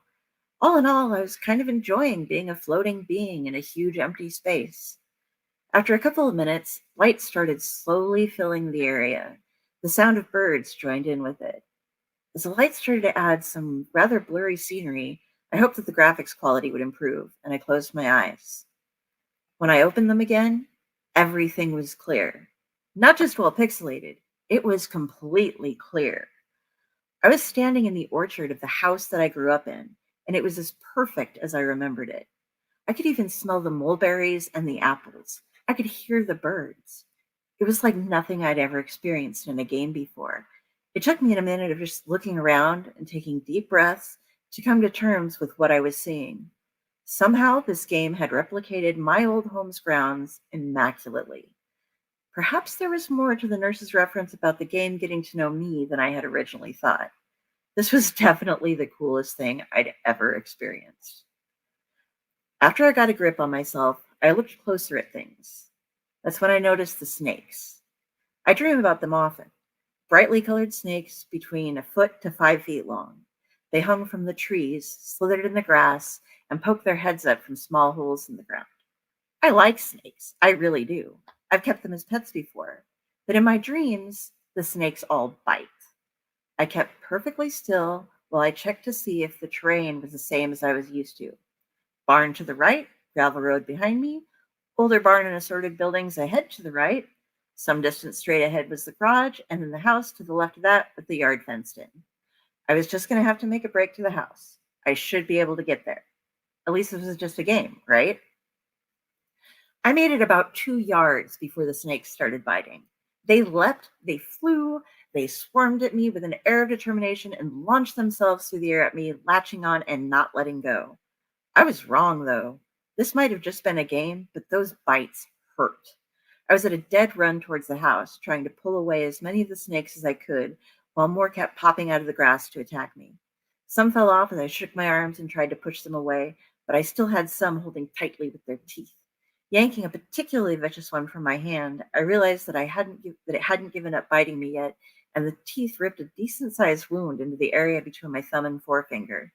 By this time, I was screaming and swearing and trying to avoid the damn things. When I made it to the gate, it was locked. But this gate never had a lock, not a real one. The fence was taller now as well. I might have been able to climb over the old one in seconds, but it had changed. What had once been a decorative wire fence was now a 6-foot-tall wrought iron fence with a huge locking mechanism. I turned around frantically and saw the door to the garage. Turning around, I ran to it and shoved it open, thankful that it wasn't locked. I got into the garage and pushed it closed behind me. I still had a number of snakes attached to me. I started grabbing them with their heads to get them to release my flesh, and one by one, I pulled them off, quickly opened up the door to throw them out, and closed it again. After the last one was gone, I leaned up against the door to catch my breath. I was panting and bleeding, and my heart was racing. This was the first part of the game. It took me a second to even remember that I was in a game. It was so like my dreams and my past that if it weren't for the fence, I would probably have convinced myself that I was dreaming. Looking around the garage, I noticed that the car wasn't there. A few tools sat on the table in the back, and there were some floorboards pried up. A face peeked up from below the floor. It was one of the dead people I'd dreamt there before, an older woman, thin, with papery skin and dull eyes. "Hello, lovey. You made it. I've been waiting for you." "Are you a quest giver or something in this game?" I asked. I wouldn't say that, but I can tell you a few things." She cocked her head to the side and a look of panic crossed her face. "Hurry, he's coming. You need to get down here with us." She gestured beneath the floor. No time for arguing, she said, as I got ready to protest, crawling under the floor. I'll explain. Just hurry. I ran over to where she'd been peeking up from and saw that the ground extended about 1.5 feet beneath the boards. I also noticed there were a few more dead people down there. Some were shaking in fear. One smiled and waved at me. The rest were just being dead. I dropped down to join them, and an old man moved the floorboards back in position above us. I was forced to lay down as it was too small of an area to crouch in. The lady was right beside me, and she covered my mouth with a surprisingly strong grip. Shh! Just wait until he's gone, and then I'll tell you what I can. I started trying to fight her grasp until I heard the door slam open. Heavy footsteps rang out in the silence, and dust rained down from above. I tried to breathe as quietly as I could, as I was the only one who actually needed to breathe. I knew I couldn't afford to draw the attention of whomever this was. If the snakes hurt, what could this person do? I buried my head against the dead woman's chest, trying to cover up any noise I might make. The stomping continued, and the person seemed to be looking around for something. It checked under the table with all the tools in it, looked inside the metal cabinet with all the full-body snowsuits, and then seemed to be sniffing the air. As I currently had my face shoved into a dead woman's chest and was lying next to a number of other assorted dead people, I was pretty sure that their stench would cover up any scent I could have left behind. It wasn't as terrible as it could have been, I suppose. They seemed to have stopped decomposing early enough, but they didn't smell of roses, that's for damn sure. After throwing a few things and growling and cursing beneath his breath, the man finally left. I didn't move until the woman pulled away from me. She kept her head cocked, listening until she was sure he was gone. Very good. You wouldn't have had a chance to find the door if he'd found you too soon. I'm Matilda, at least I am now. I think in your dreams I'm married? It doesn't matter. What's going on? I asked her. There's no way this is just a game. Everything is far too real. It's not some haunted house. It's my dreams and my nightmares. Well, yes, dear. It's a nightmare house. It changes for everyone. But there are still a few of us placed around here and there to help players figure things out a bit. You started in an unfortunate spot. I'm quite glad you made it here before that man came. That would have been game over. I guess he could have just stayed with us then. But to be honest, it gets a bit boring being dead under the floor. What do you mean game over? Wouldn't I just end up in the chair after losing? Well, no, of course not. Didn't they tell you had to find the door? It's hard to find the door when you're dead. Those folks over there, they haven't moved? I'll prove of that. The rest of us are part of the game, but they're losers. You really don't want to try to lose, dearie, she said. You need to play the game, but you need to treat everything as if it's real. If it can hurt you in life, it can hurt you in the game. The Nightmare House takes your dreams and nightmares and then enhances them. You can't rely entirely on your memory of how things should be because the game makes changes. Take nothing for granted, look out for everything, and do your best not to get hurt or killed. You need to find the door and win the game. Through the bit of light that filtered between the doors, I could see that she was looking at me with a very sad expression on her face. How does that even work? I'm strapped in a chair in an arcade wearing a helmet. Can't I just take it off? You can try, but I've never seen anyone able to do it. Gloves won't find it. All the things that you have on you are what makes this seem real. You've allowed them to hook themselves up to your nervous system and into your brain. If you experience pain or death here, your body will out there. No, you need to find the door and escape. Can you tell me where the door is? I begged her. Unfortunately, I don't know. They only let me be as part of a tutorial of sorts, I guess you could say. Every game is different, so even if I knew where it had been once, you probably wouldn't have the same place in your game. You have to find it in your own. You have to check every door. You might also want to bandage up some of those bites and find some better clothes for sneaking around in. I realized then that I was dressed in the black hospital gown. Looking closer at the dead people, I noticed they were wearing the same. I can't get to the house. The gate is locked. Do you know if there's a key?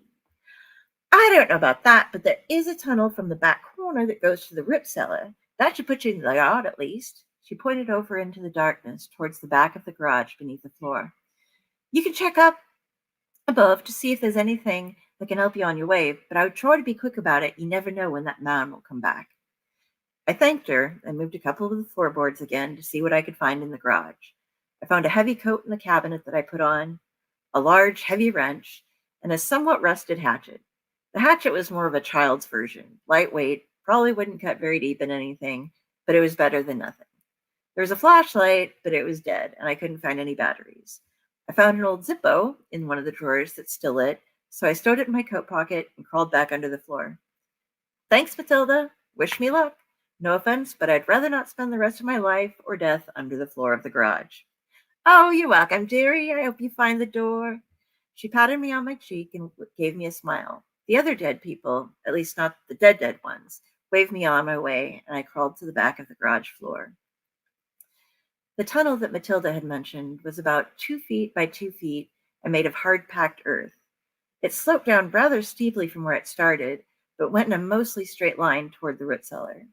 With the oversized coat on, it was very cramped, and the little trickles of dirt that I knocked loose as I crawled through it were not reassuring. Several times I had to stop and catch my breath. It was completely dark once I had left the area beneath the floor, and I had no idea how far I had yet to go. Judging distance while crawling on my stomach in dirt tunnels wasn't one of the skills I had honed over the years. I thought I was doing pretty good by not just having a panic attack. The air was stale and musty, small insects were crawling around and getting caught in my hair, and a few times I had what must have been cobwebs brush against my face.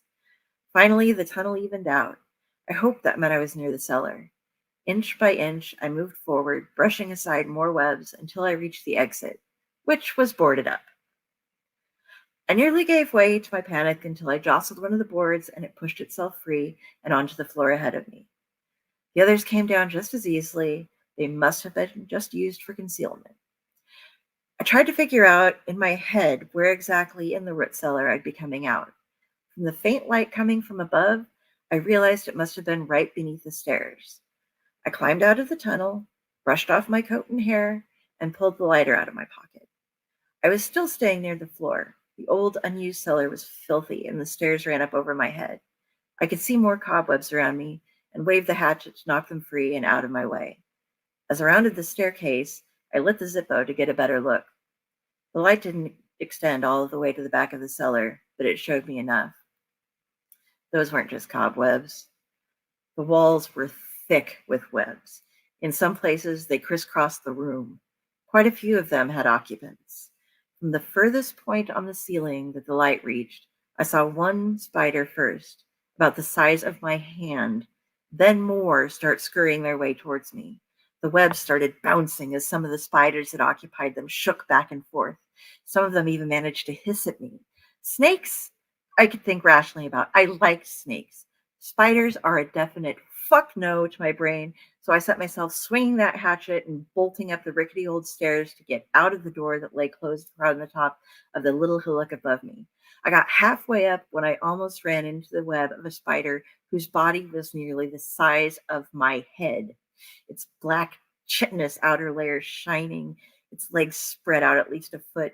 The only good thing about a spider that big is that I was able to bring it down without having to pay too much attention to my aim. I knocked it out of its web and onto the steps and then flung it across the back of the cellar, and I fell to my knees. I surged up after that, throwing the door above me open and jumping out of the cellar. I threw the door back closed as I watched hundreds of spiders pushing me up the steps. Throwing everything on the ground, I shook out my hair, the coat. I could feel them crawling on me wherever they were or weren't. It took me a good 5 minutes to stop trying to brush imaginary spiders off of myself.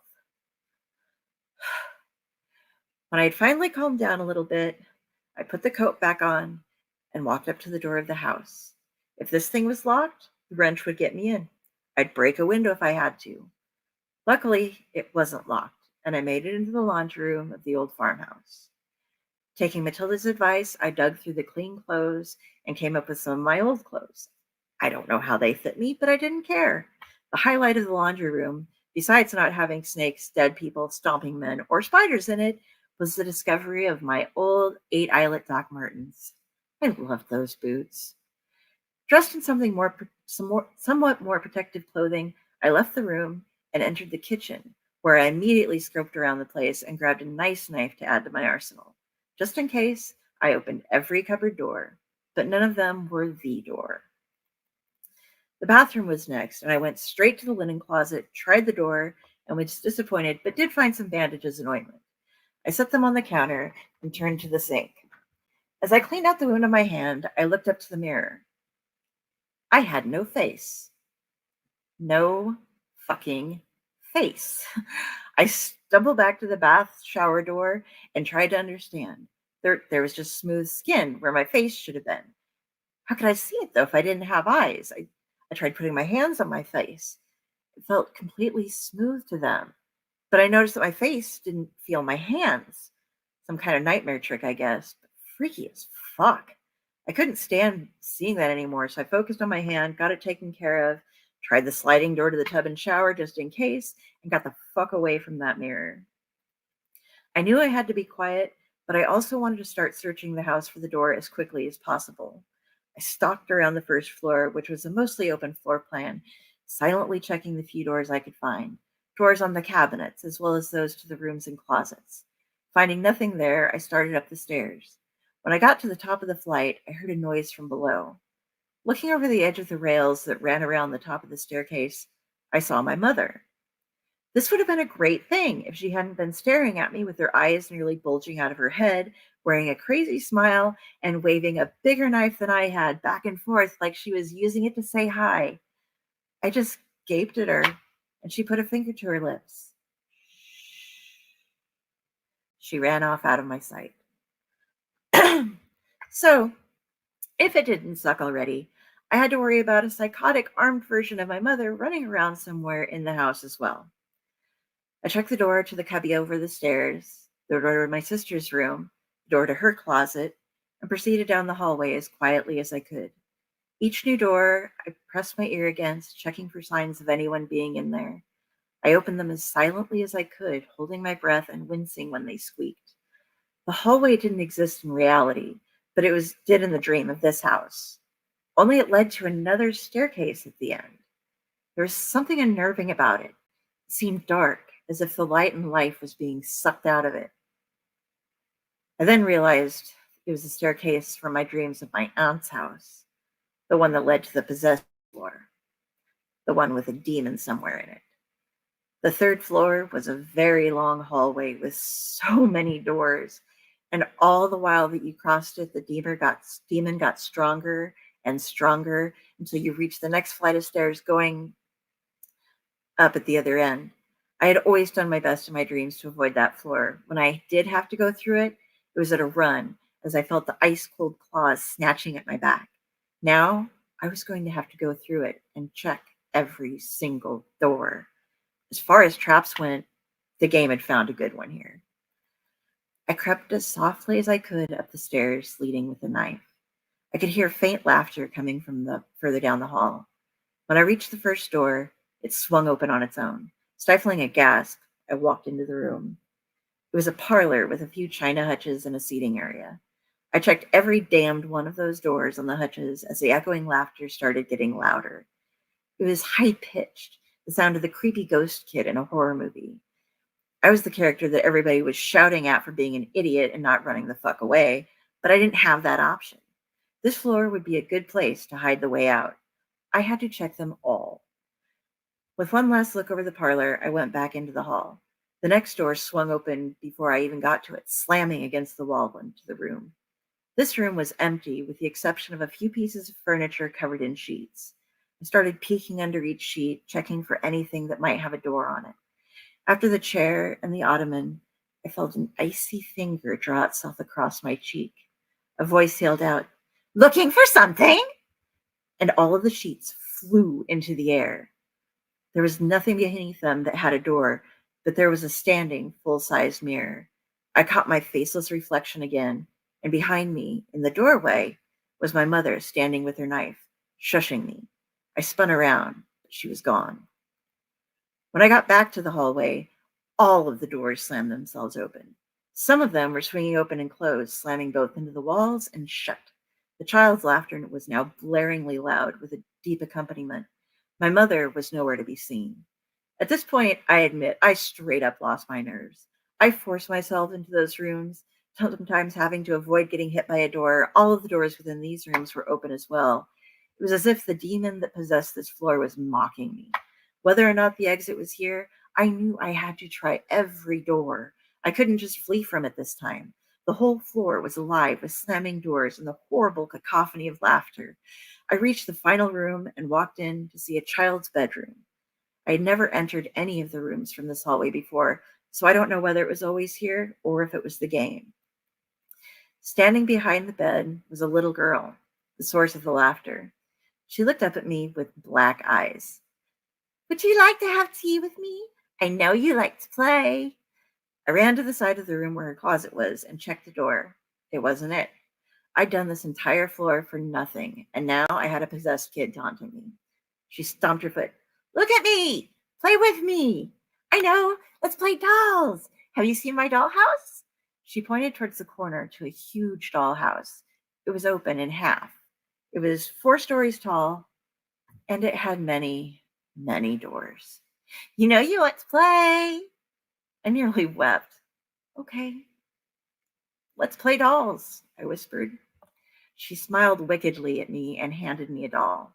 It looked just like me. I went over to the dollhouse and tried to start opening all of the doors that I could find in it. The little girl slapped me.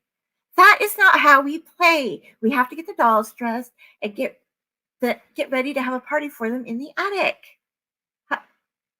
How about I look through the house and try to find things to take up to the attic for the party while you get the dolls dressed? At least the attic didn't seem to have more than one room, if the dollhouse was a true reflection of the house. It was also mostly bare. What if the door wasn't in the house? How fucked was I? I suppose, but you have to put the party up really nice, she said, pouting. A pouting demon-possessed child is not something you say no to. I gave her a nod and went back to checking the doors in the dollhouse, taking a few items here and there and putting them in the attic for the party. When I opened one of the doors, something pricked my thumb. I yanked it back to my mouth, and I saw the doll version of my mother, complete with a knife, hiding in one of the closets. I carefully took the doll out and saw something behind her in the closet, a large iron key. I snatched it out and stuck it in my pocket while I was turned away from the little girl, and immediately put the mother doll into the attic. Look, she's coming to the party too. Won't that be fun? I tried for cheerful. I really did. You don't know anything, do you? She'll ruin the party. You need to lock her up. She rolled her eyes at me as she finished dressing up the other dolls. Why would I lock her up? Because she always ruins things for me. She's no fun. She's mean, and she doesn't let me do anything, screamed the little girl. Maybe I'll just have her sit here on the stairs. Then she can hear the party and be sad that she can't come. How does that sound? My mind was running at 90 miles a minute, trying to figure things out. True, the version of my mother running around scared the shit out of me, but she hadn't actually hurt me, and she seemed to be able to frustrate the demon child. I had a key now. I might be wrong, but it seemed like it was possibly a way to escape from the game. I just had to make it out alive. Fine, she sighed, but she doesn't get any cake and she doesn't get to play. Okay, deal. I put the mother doll right on the staircase. I'd finished opening every damned door inside of the dollhouse, and it was finally time to test my theory. I started to stand up and stretch my joints a bit. It wasn't until I turned around and started running for the door that the demon child realized what I was doing. No! The demon shed the child at that point like a second skin and charged after me as I just made it out the door. I started running up the stairs, and there was my mother, maniacal smile, knife and all. She nodded at me as I ran past her and turned to face the demon. I made it up to the attic and opened the door. It was not the one. I slammed the door shut and got to work. When I had been decorating for the party, I made sure to put certain things that I found in the dollhouse into the attic. That included all of the bed sheets I had found. It might be cliche, but the dollhouse was lacking in rappelling gear. There, on the floor, were the sheets.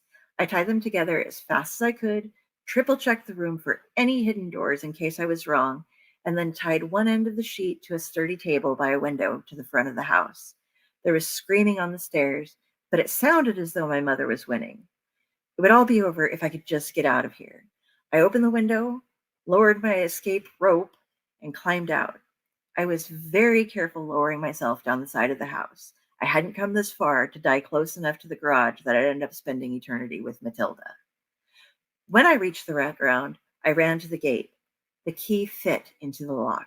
I closed my eyes, said a short prayer, and then unlocked the gate. The air in the space between the fence seemed to shimmer like a road on a hot day. I stepped through the gate, and the sky began to swirl into darkness. Moments later, the VR headset was pulled from my head. Hey, welcome back. I wasn't sure if you're going to make it or not. Glad you didn't need the diaper even if you wore it, though. I sat stunned as the nurse prattled away around me while taking all the wires and gloves off. Pretty neat game, huh? I've never been through anything like it, I told her honestly. I just wanted to get the fuck out of there and get home. I didn't even want to know the answers to the questions I had. I just wanted to go home and forget that I'd ever done this. I would never come within a mile of VR again. Here, she added something to me. All of the winners get one. I guessed your size. It was a black t-shirt with the Corpus Arcade on the back and I Survived the Nightmare House on the front in the same dripping font as a sign. Thanks. I think I need to go have a nap. I took the t-shirt, got dressed, and walked out of the arcade without looking around me. I didn't want to see that there were no people that I could see. I didn't want to know why there were no people there that I could see, and I didn't want to know why. I went home. I took that nap. I stayed home the next day and watched comedies. I called my mother to tell her I loved her. Then I went back to work and never told anyone about what happened. There's one thing that's been bothering me ever since I left that place. One thing more than you'd expect anyway. Every now and then when I'm around a mirror, I'll catch a reflection out of the corner of my eye that doesn't have a face. If I look directly at it, it will clear up and I see myself just fine. But I'm scared. I don't know if it's my imagination or if it's something that I brought back with me, or if maybe I'm still in the room, strapped to that thing, and I never find the right door. I tried to find it a few times, but I never did. It wasn't listed anywhere, and none of the neighbors I checked had gotten a flyer. I thought I found the area, but it just wasn't there. I kept the t-shirt, though, and of course the diaper, to make sure that I know it really happened. And now that you've heard its story, I hope you enjoyed it more than I did.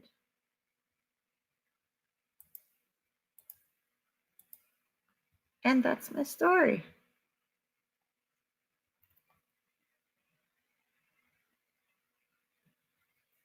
And I can't hear anything. Can you hear me? Can you hear me? You. I couldn't hear Raz. I can't hear Raz at Brad's all. doing it on purpose. He's doing it on purpose. Is he? You're not? I was like, you're not muted. No, he left. He'll be back. Hi! Prometheus, wake up! Apparently I'm asleep. I'm creepy. Yeah, I can't do VR because I'm epileptic and I've Lynn, Ready Player One. I hadn't seen that before. I can't watch it actually because epilepsy. I am one of the very small percentage of people who actually has I twitch when things flash at me. Yeah. I can't remember the word for that right now, but yeah, I've seen. Yes, there he is. Welcome back. Yep, I know what it was. I'm gonna pull you back up with the me. internet here at the hotel sometimes drops for like a split second, and I was able to reconnect and come right back into the room. But for some reason, it changes a setting that I have to go in and manually fix on my soundboard in my computer that randomly mutes my mic, but it doesn't show that it's actually muted anywhere. My bad. That sucks. Sometimes, yeah. Has it happened for I'm a like, while? I was just like, I'm back. I have to unmute everybody real quick. And Raz is talking. I'm like, I screwed it up somehow. What the fuck did I do? I was over here talking away about how it was actually one of my favorite of your stories. Oh, Yeah, that was awesome. I loved it. It was amazing. Yeah. sorry, it was really long. Oh no. So going off of what I've been saying about everybody's stories about the visualization, you said you wrote that story, right? Yes. And this is like my opinion. That should be a freaking movie. Yeah. That's a movie I would go see. Yeah. Hey, as Raz knows, I've most of that is based off of either my own real dreams or actually some of my mother's. But most of that is all here. So Yeah, but that was amazing, and I want to see it as a film. Yeah. you get to work on that. I'll see what I can do, but Oh, yeah. that would be like, Be a that fun would be short. awesome. Oh yeah, that'd be a great short film, man. Well, We keep it's cutting not off like Jen. it's not like any other horror movie you've seen or heard of, in my opinion. Like, I don't know. I was visualizing as you were going along with it, and I could see a movie playing out, Thank you. and it would be a hit. It'd be a Oh, hit. And that's another one of those, again, a different way to tell a story. Yep. She performed one that she wrote, again, another style. So it just goes to show you how many different ways we can talk to each other and interact. Fucking awesome, man.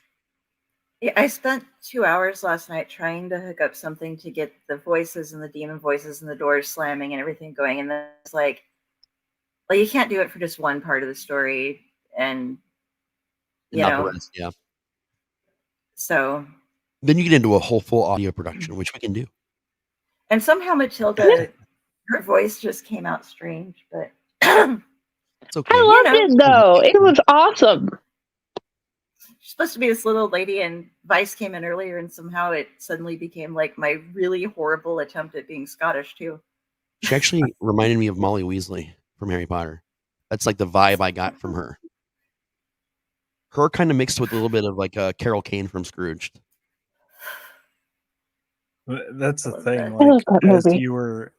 as you were doing those voices and like describing the scenes and the story and everything, I could picture, going back to the whole movie aspect, I could picture like like how these characters would look playing this movie. Oh yeah. I love that because I'm not going to get into that a little bit, the writing thing.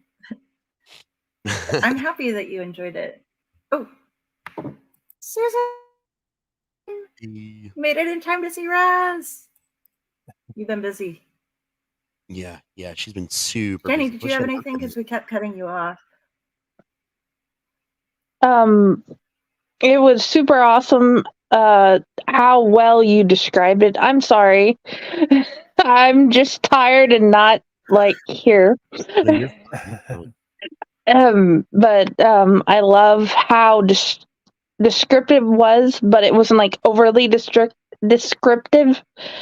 And you could picture going down the hallways. You can picture the scares. You could feel the finger. I loved it. Oh yeah.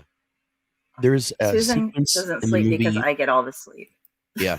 There's a sequence in the movie Bill and Ted's Bogus Journey. I'm a big Bill and Ted fan, where the boys are split up and they literally become their like young selves, like traveling these hallways with these doors, and they've got to find a way out.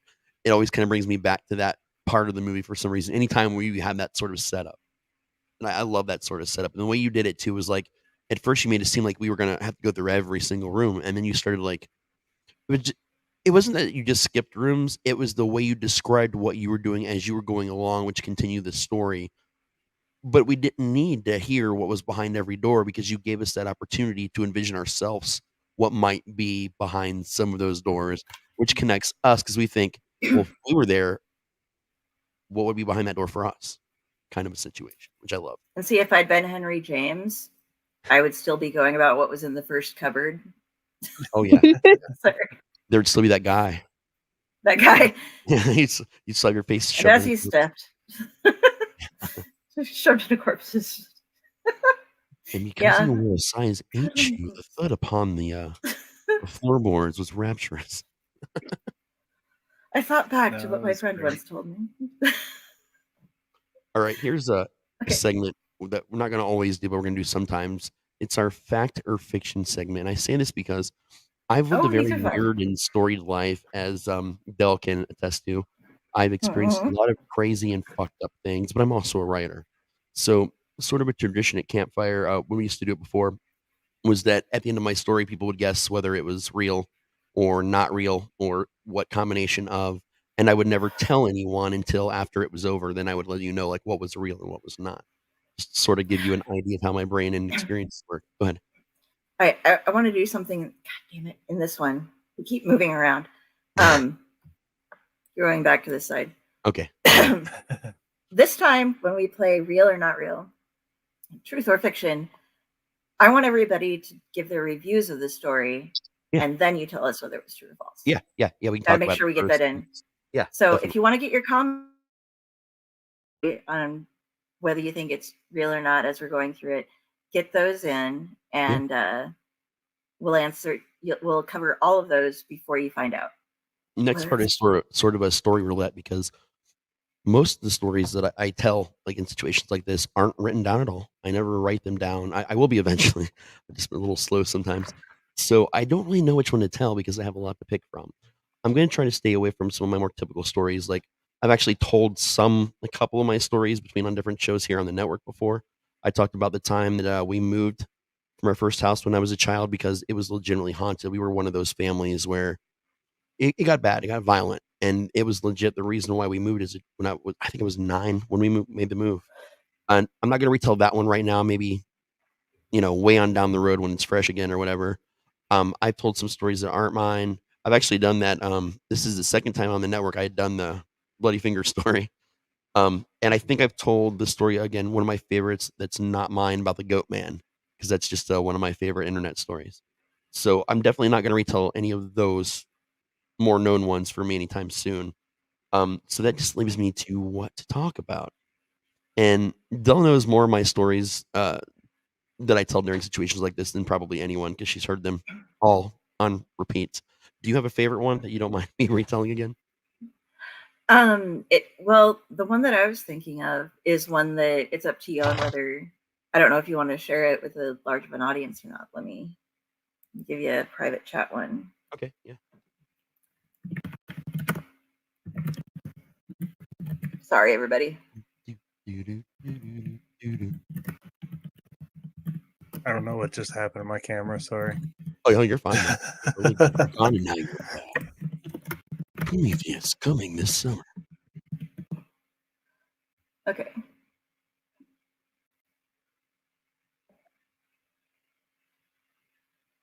I don't think I've ever told that one before. You told it to us once in Right Campfire. Oh my god, I didn't even realize I'd even told you guys that one. Yeah, I didn't know if you were I'll comfortable with that one or not. I'll save that one for another one when I'm prepared to tell that one, because that one's a lot. So that'll leave us just. You know what? I got the one I'll tell for tonight. Okay. Yeah, I'm ready. All right. Just for your reference, it's Spotlight Tag. All right. So when I was a kid, as some of you guys may or may not know, I lived in a very fucked up house. Hauntings out the ass. We had the shadow men on the walls that you would just see in the middle of the day, like the dark masses that was attached to nothing. We had animals that seemed to always die whenever my mother was watching them, although she never did anything wrong to them in particular. We had the sounds. We had strange liquids coming down walls. We had everything that you can possibly imagine, and things that I'm even too terrified to speak of. Well, we try to distract ourselves a lot, as much as possible, and have reasons to not be in the house at all hours of the day. And one of our favorite pastimes, and this became a pastime of everyone in the neighborhood, was Spotlight Tag. Every weekend, I'm talking every Friday and Saturday night, sometimes on Sundays or weekdays if it was someone's birthday or special occasion, or we didn't have school the next day, as long as all the parents agreed. So we'd always start out at one end of the block and have our kind of base. Everyone would know, if you decide you don't want to play anymore and you want to be safe, you just have to sneak to base, and then, you're safe, you're good, you're out of the game, but at least no one caught you. But if you were hardcore about it, you waited, you found your perfect spot, and you hid there for all of eternity to be blessed with that familiar phrase, last man standing. Because if you survived the night and no one found you, that was like an honor that very few kids ever received. And you were kind of a god in the neighborhood amongst the kids. Like, you were the best at hiding, but to us, it meant something more legendary than that, some special skill that no other kid had quite figured out. And at this point in time, no kid had survived that long. Someone had always found them. It was sort of a matter of either parents would call the game, or something weird would happen and the kid would give themselves away by coughing too loud at the last second or whatever. Tonight was going to be my night. I felt it. I had never been able to pull it. I was the closest so far. I found some great spots. But the shitty thing about finding a great spot when you're hiding is the second you're found, at least one other person knows it exists. And whether they take that spot in the future or it's the first one they check every time they're it. That's just sort of how these things go. It's our mentality when we're playing hide and seek. But the cool thing about Spotlight Tag was that it was hide and seek outside at night. And the only way the seeker could find you is if they shine the light on you. Now, as you can imagine, there's a lot of debate amongst kids like, oh, the light didn't hit me. You didn't point the light on me when you found me, so you didn't find me. And there's the stupid arguments like that we all had because we just wanted to be the best. And we looked for any excuse that we could find just to kind of slide under the radar.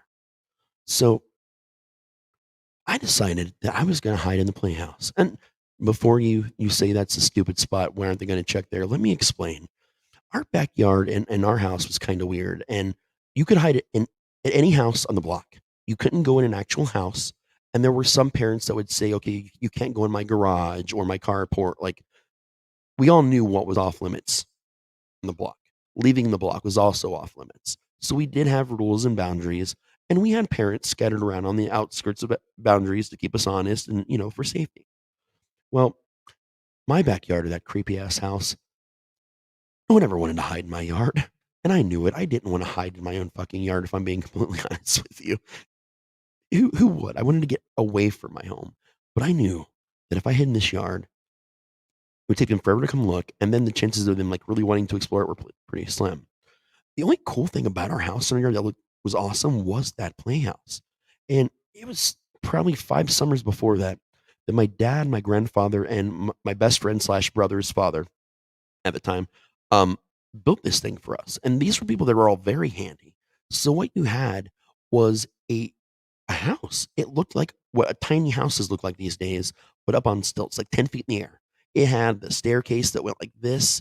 It had a front porch with railing. It had everything, even a porch light. This thing looked legit and it looked nice.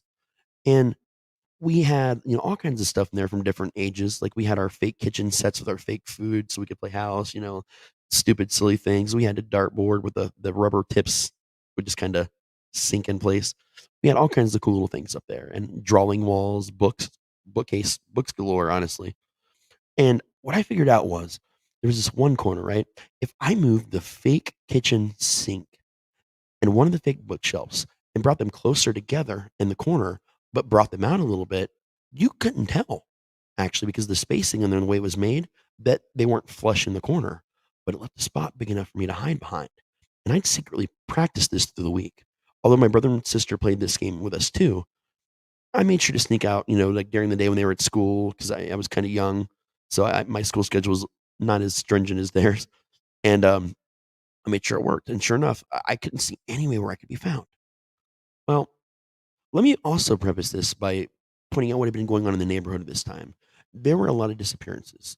It started off pretty simple as first. You're like, hey, my dog's missing, my cat's missing. You see the missing animal signs up at the public library and the grocery store, local telephone poles, things like that. I should also say that this was the 80s, by the way, late 80s. So this was kind of an issue. And then it progressed into a kid from our neighborhood. Timmy went missing. And he was a pretty good friend of all of ours. And at that point in time, they'd still never found them. So the general rule is, small town, pay attention where you are, go out in groups, don't be alone, et cetera, the normal shit. Well, we didn't think none of this back then. It was just what was happening in the neighborhood. Nothing like this had ever happened before. Our parents just basically bullshit us and just told us, well, I'm sure they'll find him or et cetera, et cetera. It's nothing to worry about. You guys, be kids, play, have fun. Don't worry about it. That's the adult stuff. So we were taking them true to the word and believing our parents, which, back then you probably should not have done in that time period. And we were having a good time. So I got my spot early. I moved that fake kitchen. I moved that fake bookshelf. I even grabbed a book from it just because I had enough light where I could kind of see. And that was the cool thing about my spot. There was this cool mirror that at the time, it did not dawn on me that if you looked right in the mirror, you could probably just see me where I was. But I didn't think about that. I thought that I was using that mirror at an angle to see where they were. So I was the smart one, not the stupid one. It wasn't until 6 months after this, by the way, that I figured out that I was really stupid about that fucking mirror. So I'm in my spot. I can hear sounds from the neighborhood. I mean, this thing, it's so weird to talk about this thing because it had an actual functional window with shutters. It had actual drywall. It had insulation, but yet you could still, hear decently what was going on outside. Enough. And I was quiet. Every once in a while you'd hear, "Oh, you found me." "No, you didn't." "No, you didn't. I didn't see that flashlight beam." The usual arguments. You'd have the one kid that was always so sure he was gonna make it to the end and cries every time you find him. We had him freaking out. I guess he had hid also in my yard, but didn't know I was there, and hid underneath the cover to the crappy ass little 3-foot pole we had in the backyard. And they found him pretty quick. And another cool thing about the seeker is you can choose to let people come with you. They just have to be quiet. They can't help you find people, but if you don't want to find people alone, again, the buddy system. So at this point in time, there was like 5 people in total with the seeker. And they're just wandering around and they're like, "Hey, have you seen anybody else?" And you could hear that side conversation like, "Oh yeah, I just saw Joe run underneath the car. And that little lady down the street, Miss Etherton, yeah, he's right underneath her Cadillac. Go find him." And they scurried off. Because kids, even though they're not supposed to help, we're gonna help. Especially if you're my best friend and I want to be better than you, I'm gonna tell them where you're fucking hiding. Let's be honest. It's no hold bars in Spotlight Tag. A little while later, I heard him come back. I hear my sister's voice. The group's bigger. There's like 10 kids now. And there's like 30 some kids that play this game. Okay, like there's a lot of kids, but I'm hearing like 10 kids' voices. And I hear, "Yeah, I don't know what it was, but I just saw it go into the backyard, like right behind us." And the way they're talking about it, there's fear in their voice. There's something going on, but I can't quite hear well enough to find out. But it seems like maybe they're not playing the game anymore. But I'd experienced this trick once before. I was caught just 3 weeks ago by them pretending that the game was over when it wasn't. And what did I do like an idiot? I popped out of my spot and they caught me. So I was not going to fall for that shit this time. This was not going to happen twice in 1 month. Fuck that. So I stayed still. They get a little closer. Now they're towards the bottom, like, of the playhouse, like the bottom steps. And they're talking like, "Yeah, I wouldn't go up there. Yeah, you can see right in. Yeah, see, look." And I noticed that a light was being shined into it, like from the ground, like up. So they felt like they didn't need to climb the stairs to look because I guess they didn't want to anyway. So they go off around the back behind Dad's garage, go off like to the other side of it. And that's when I hear something coming up the stairs. Like it's just it sounds like an adult like thump, like foot thump. Like it's loud on the stairs. But apparently not so loud that anyone else but me heard it. And then, there was the creak of the door. It opened. It was a well-oiled door, but it still had its old, shitty wooden creaks. Man, fuck, the door opened. It was a trick. This was a trap. It was a good thing that I didn't come out because somehow they knew I was hiding up there and this was all their plan. And then I fucking saw it. And the reflection in the mirror. This thing was easily 7-8 feet tall. It had to duck its head. Now, my dad was 6'3", and he was the tallest one amongst the build team on this thing, and he had plenty of clearance above his head. This thing ducked. It held its head like this, like off to the side where its ear was almost touching its shoulder, and it was shrinking down. It was skinny as fuck. Like nothing alive could be this skinny. Like, jokingly, people say, if you turned sideways, no one would know you were there. It's the thing we say to skinny people for some reason that I don't understand. It wasn't quite that skinny, but damn, if anything existed it was this thing. And I say thing because it wasn't even wearing clothes. It had this mottled gray skin that looked like really bad, shitty fake leather that was just kind of draped over someone. Kind of like when you do paper mache and you're laying the pasty newspaper and you're trying to make something but it hasn't dried yet, so it just kind of runs everywhere. That's kind of what its skin just looked like. And as it moved, that skin just shook a little to even seem more like it wasn't really properly attached to the root, to the actual flesh in any way. And there was this smell, man. Fuck. I'll never forget this smell as long as I live. It didn't just smell like rot, like that sweet, rotten smell. It smelled like a lot of different things all at once. And that rot smell was just kind of under it all. So you smelled the earth, that general, like earthy, flowery kind of smell, or I don't know, something just lets you know that you're outside, like the outside smell, like cut grass and flowers in the woods.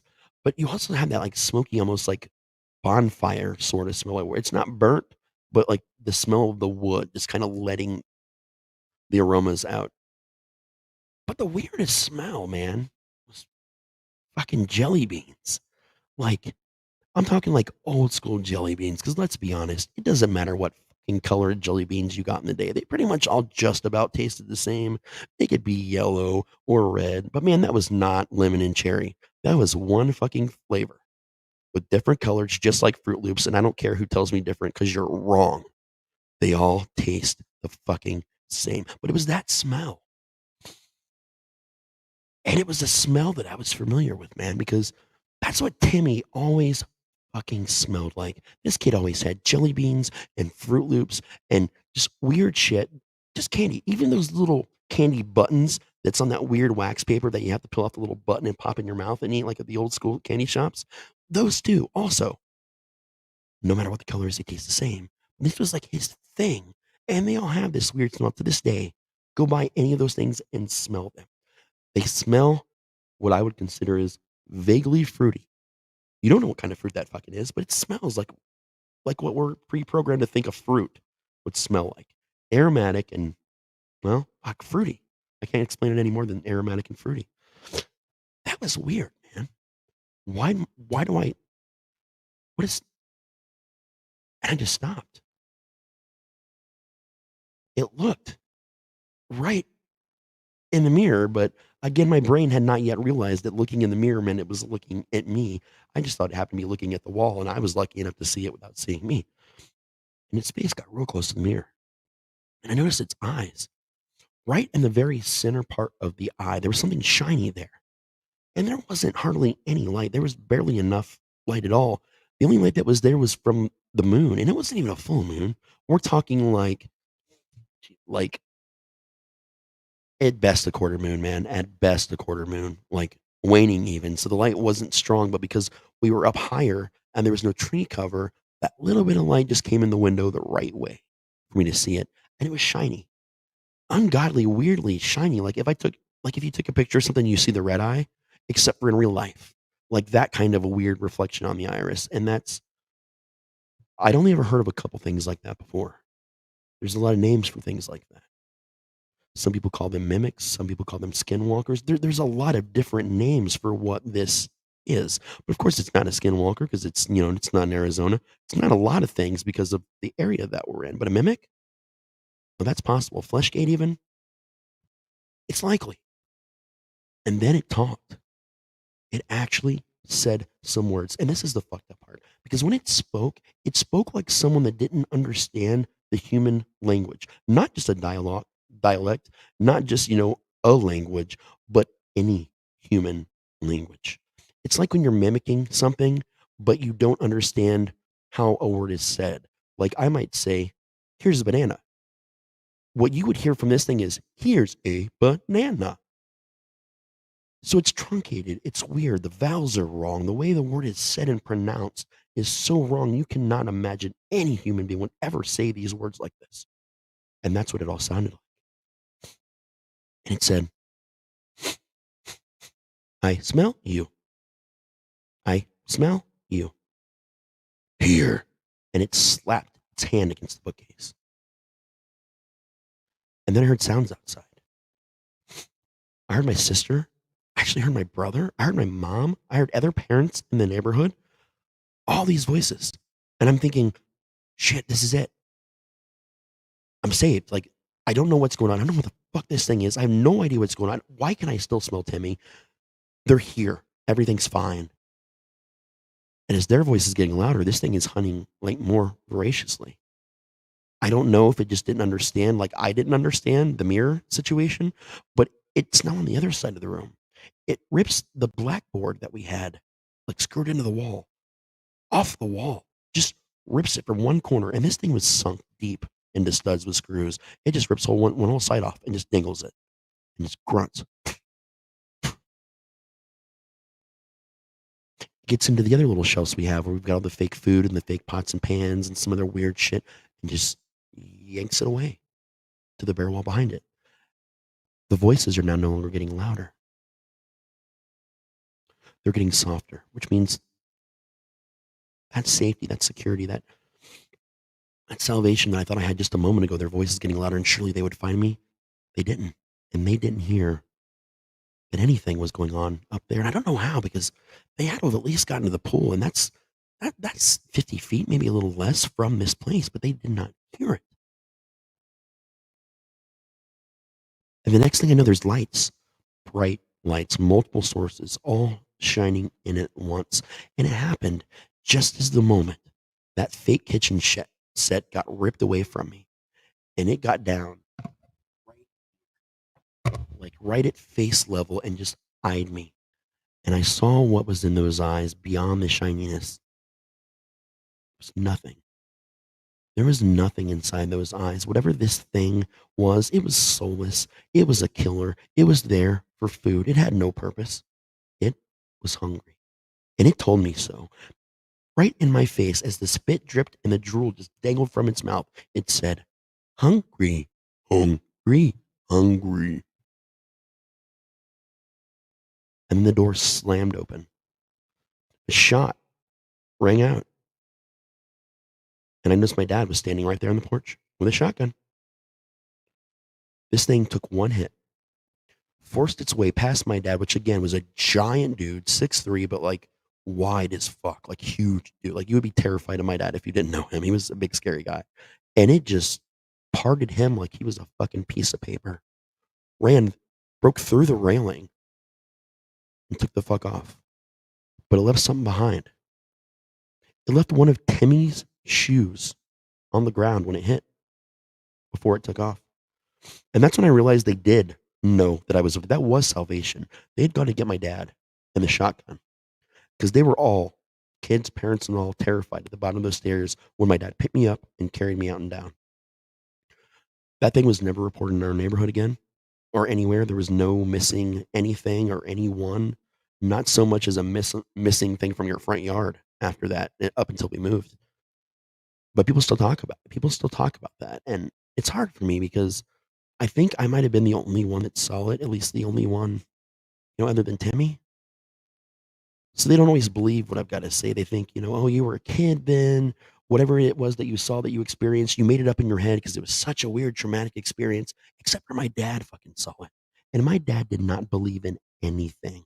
Up until he admitted finally the house was haunted years later and we moved, he didn't believe in anything. And even if it was real, it didn't exist.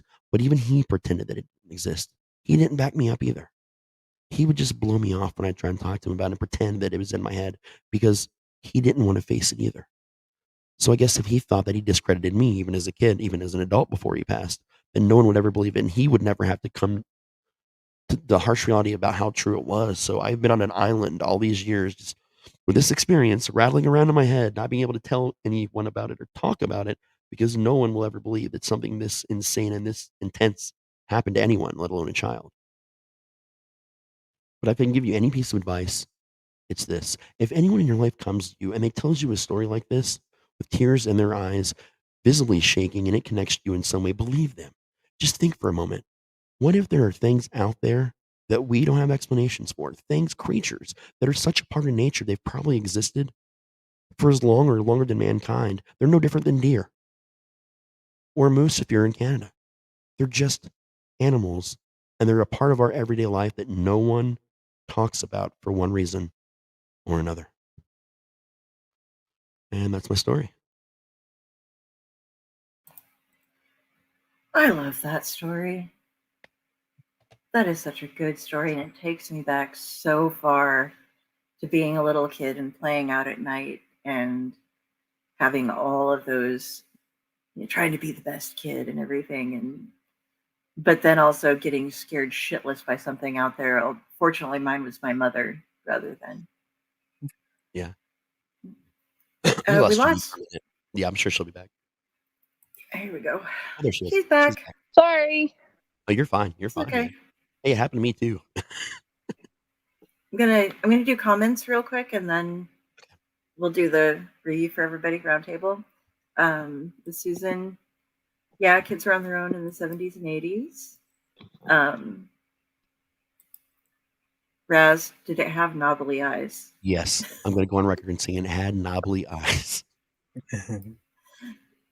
And was it Timmy flavor? Just think, anytime you eat any of those kinds of candy ever again for the rest of your life, you're going to be like, this is Tim flavored. Kid lights. Yeah, kind of like that. Tail crawler. This is terrifying.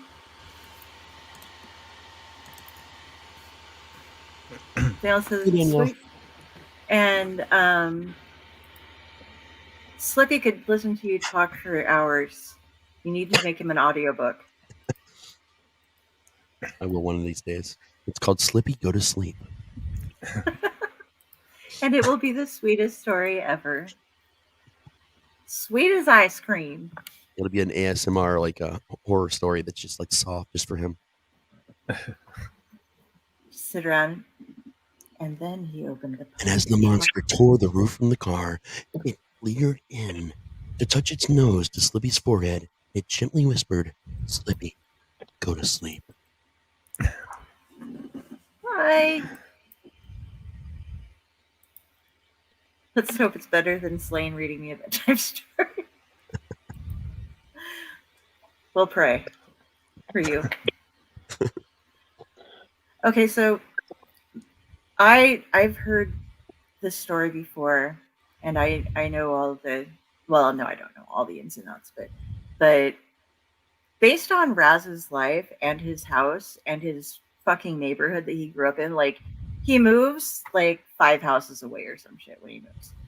When we moved, that's not far off. It was like a couple blocks. It was still a part of the same flat, just on the other side of it, which was about a 4 to 5 minute walk, sadly enough.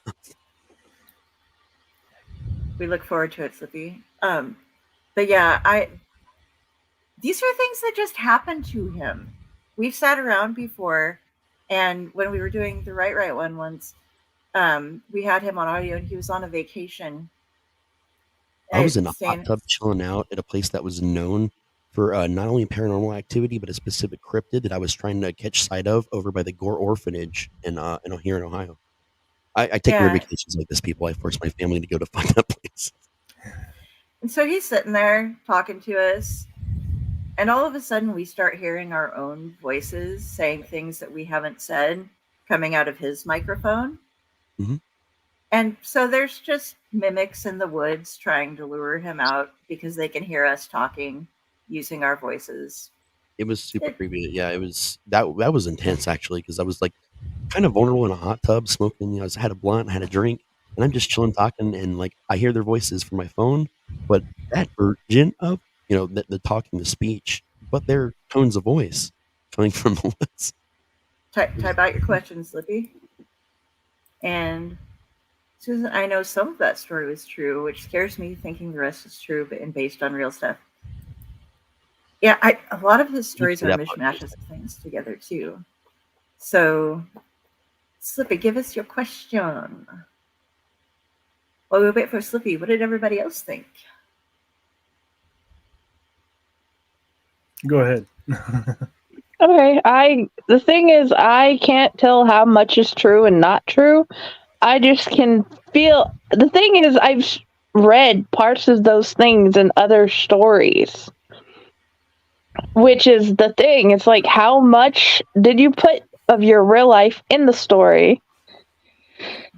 And actually seeing a thing like that in real life would probably scare the hell out of me.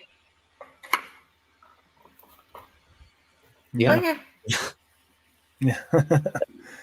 So when I'm on the same page, I feel like there's parts of it that are true, and there's some things that I wouldn't necessarily say not true, but maybe exaggerated, just to draw the story in.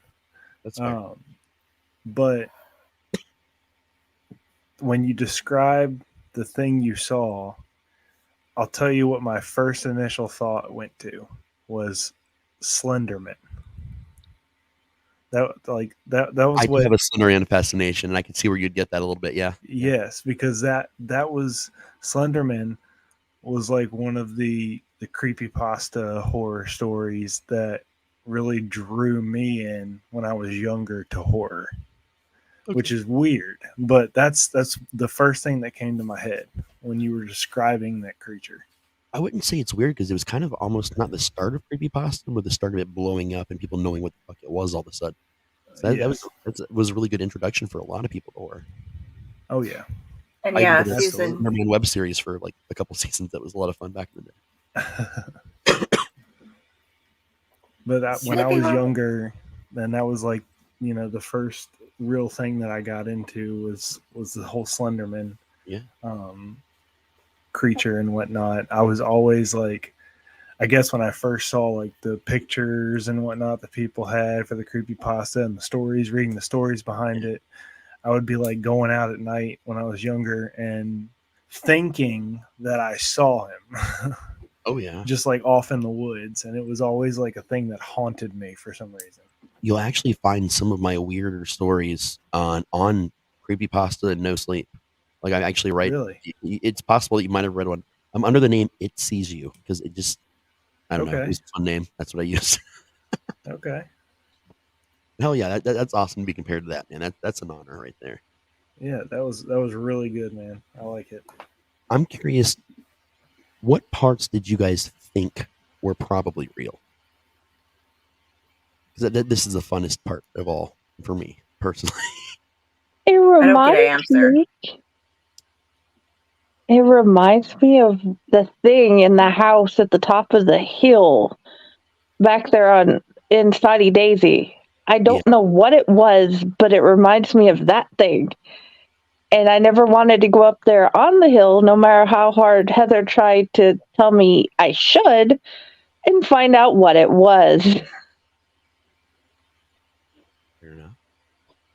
So, yeah, the tag thing seems like it could have happened. You keep using that over and over. What tag? Yeah, the flashlight tag. Did I? I don't know if I've ever written it in a story, but I might have. You did. I have. I probably did. I just don't remember. I read a lot of things that I don't always remember. I would say the flashlight tag is probably the whole game aspect is probably real of it because I did that as a kid too. We played it in our neighborhood, and but I mean, I would say you did see something. You did see it, but I would say, and like this is a whole guessing game, but I would say it finding you and coming to, like into your face like that was maybe the exaggeration. That would be my thing. I would say you did see it, but it didn't confront you. Okay. Del, what do you think? I don't think I'm allowed to guess on most of these. I mean, you can. I do also. I'm with Prometheus in that there was something, and I'll also go with that. Your dad saw it too and denied it to your face, just because I know stories about your dad. That he's probably trying to protect you. Yeah, his way of dealing with things was to ignore them a lot when it came to the spooky shit that happened around you. But yeah, I'm with him that it wasn't actually speaking in your face. Though I know you've been around enough mimics that you know what they sound like to incorporate it into this one. And I've given up waiting on Slippy. Slippy, write your question. We'll get you answered. We'll get to it. It's time for the reveal. All right. So here's the things that were true. Sorry. Oh, go ahead. Susan had an answer. That you saw something supernatural, cryptid. I've had real experiences, and I feel you have too. Yes. Here's what's true. But first, let me say that this was a culmination of several different experiences that kind of I pulled together again, yes, for the sake of exaggeration and tell a story. So some of these events that were true did not happen at the same time. They just sound good together. I have seen one of these things before, straight on in the face. No, I did not see his face that night. That night was long before I'd ever actually seen one ever. That was the first experience that I had had. Even with, growing up part-time on the reservation and everything, that was the first time I'd seen something like that. Like, actually seen it, not just heard stories. So I only ever saw it from the side and the back, even in the mirror. I never saw its face in the mirror. It never made eye contact with me in the mirror. That's all bullshit. The playhouse, real. It actually still exists after all these years. Everyone that's moved into that house, and no one, by the way, has lived there longer than a year or so. Everyone's left. For some reason, the first thing everyone does when they move into this house is they fix it up. They put a new light socket in, new steps, or they just repaint it. But every family, and there's been over 30 different families. No, sorry, there's been about 20, 21, 22 families that have lived there since we moved there from there when I was 9. And I'm 40 now. But they all fix up that playhouse, and I don't know why. But everyone keeps it and fixes it up. The game was real. That's something we expanded upon and did even when we moved. And as an adult, I've played a few times. The game is just fucking awesome. Timmy did not go missing. Poor little Timmy. That is what Timmy smelled like. However, that's a very real experience from my childhood with those kind of candies. He smelled like this all the time. Anyone from where I grew up, that grew up around him, and he was well known. Yeah, knew Timmy's smell. You could smell him well before he got to you, and it was weird. No one understood why even his clothes smelled like that, but he did. So I guess in a way, like a lot of it was real in pieces, but I saw something that came in and then was gone as quick as I saw it that night. That's as far as that experience went that night. It was just a really creepy ass thing that I saw, and like I said, a lot of other things and experiences I put together. So the story is both real and completely fabricated at the same time. Other stories I tell you, there's a lot more fabrication too, or there's less even in other stories. But your dad, did he see it? Yeah. And deny it? I'm pretty sure he saw it full on because its back was to me when it pulled the thing away. Because nothing ever got really pulled away from me in that moment. Basically, all I saw was I kind of peeked out through the kitchen part of it. Because if I stood up, I could just like kind of look through the upper hangings of it, and I saw a back. But I saw my dad's face, and I saw him react. But it wasn't a crazy, oh my God, this is crazy and creepy. It was determined, like, I know what the fuck I got to do, level shotgun and shoot it. Almost kind of led me to believe as a child that this was not his first experience with something like this, which is why he even more doubled down on the fact that it wasn't real or wasn't a thing. And he did this to me my whole life, like living at that house and all the weird shit. He would never admit it until we moved. The shotgun shooting was real, yes. That scared the shit out of me almost more than the event because of the sound in that tiny space. I'd already pissed myself once when I saw that thing for the first time, but the shotgun definitely emptied the rest of my bladder. I'll be honest with you.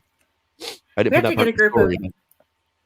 put a group of Ohioans together for some local a lot of weird shit happens in Ohio. Campfire sometime.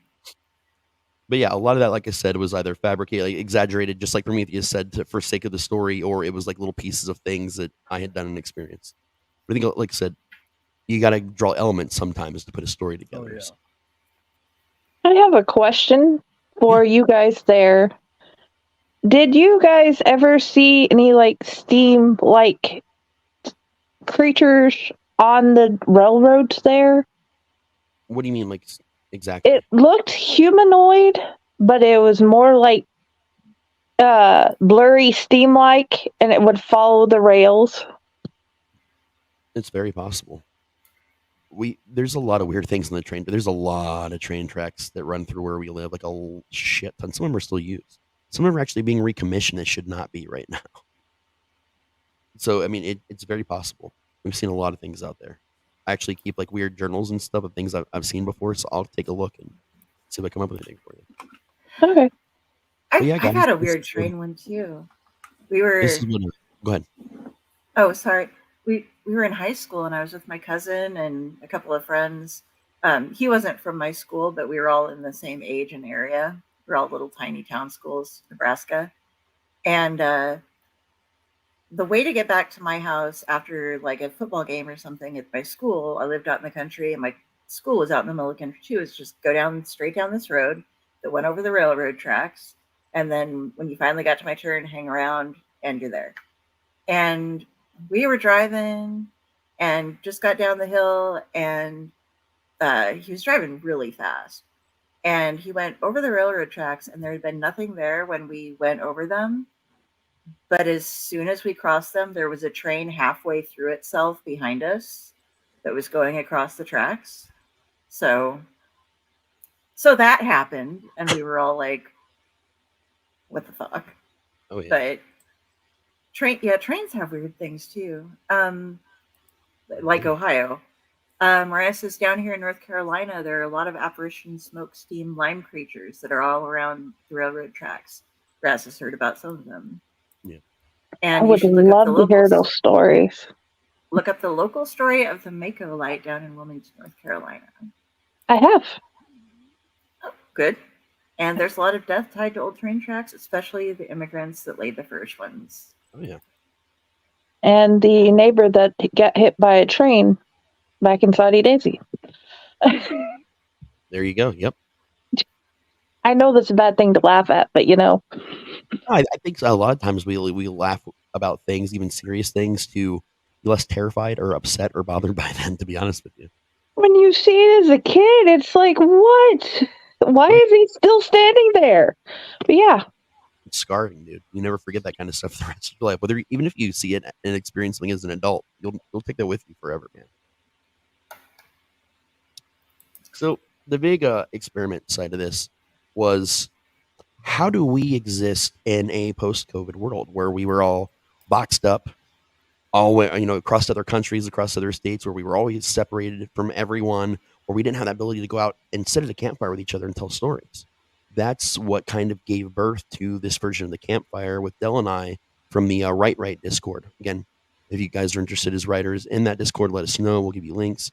But this was our way to bring people back again, to tell each other stories, to sit somewhere that was a little more intimate with a couple friends and just tell stories. Real, fake, experiences, performed, whatever kinds they were, because we're all different people, was to reconnect again, guys.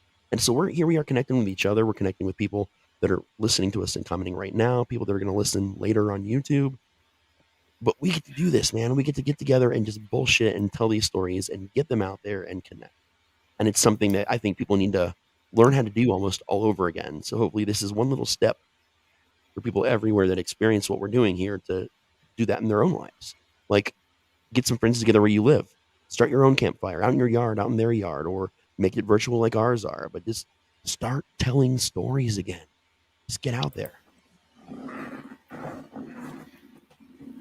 And it's also great that our world has expanded so much and technology has caught up so much that we can talk with people all over the place.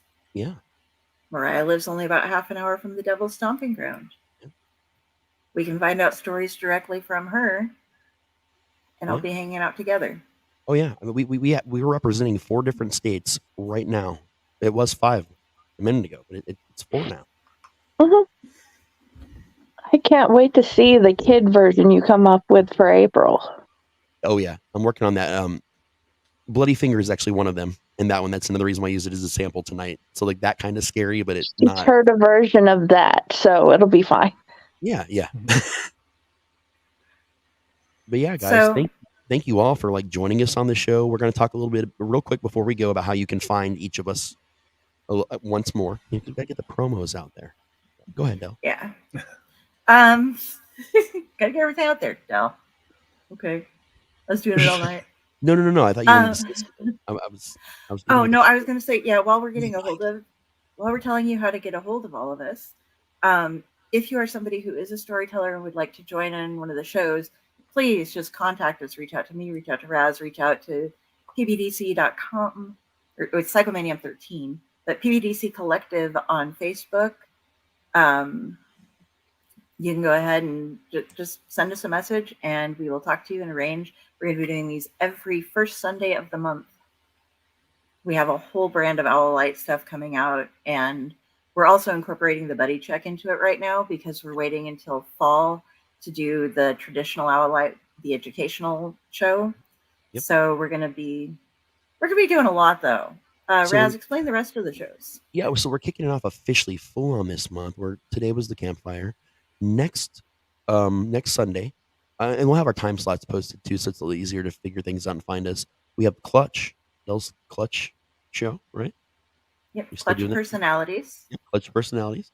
That's a show. Actually, you're right here. You can explain that show better than all of us. On that show, I invite storytellers to come and join us on the show, and I do live interviews. Storytellers aren't necessarily just authors. My current first and second guests are both authors and musicians and involved in publishing a little bit. But I'll also be reaching out to straight up musicians to stand up comics because they're really good at telling stories. I'm going to have a poet laureate who's going to be joining me, as well as some filmmakers. So every way that a story is told, I'm going to try to be getting some comic book artists and stuff on as well to teach all about different storytelling. And if you come to the live shows, I give away merch. So stuff. Show up. It was cool as hell because there was a lot of Interviews. awesome like physical copies of books that were signed by an author. There were digital copies of books. Like there was a lot going on in that last episode the first one you did last month, and it was fucking amazing, guys. So seriously, check that out. You're gonna want to be there for that live. You know, the YouTube's fine. You know, definitely watch the videos. Give us some views on the YouTube part of things. But the live is where all the magic happens that we're trying to do on Sundays. And then third Sunday, we were talking about audio dramas earlier. I am writing a full-on, balls-to-the-wall, old-school radio show that starts in 2 weeks from tonight. I don't want to give a lot of it away, but it is more comedy horror leaning. There's a lot for everyone, and it is about the haunt industry. So that's another angle of things I think people will really enjoy. You'll find out more about that in the official name of it the day it comes out. But for now, we're just calling it Campfire Stories. But that's where we're at with it right now. You'll hear a lot of familiar voices pop in from time to time on that show, doing different voices and sound effects and the whole old school vibe. And then again, the last Sunday, like she mentioned, those are our buddy checks. You guys aren't familiar? Anyone is welcome to just let us know they want to show up. We'll pop you on the stream with us.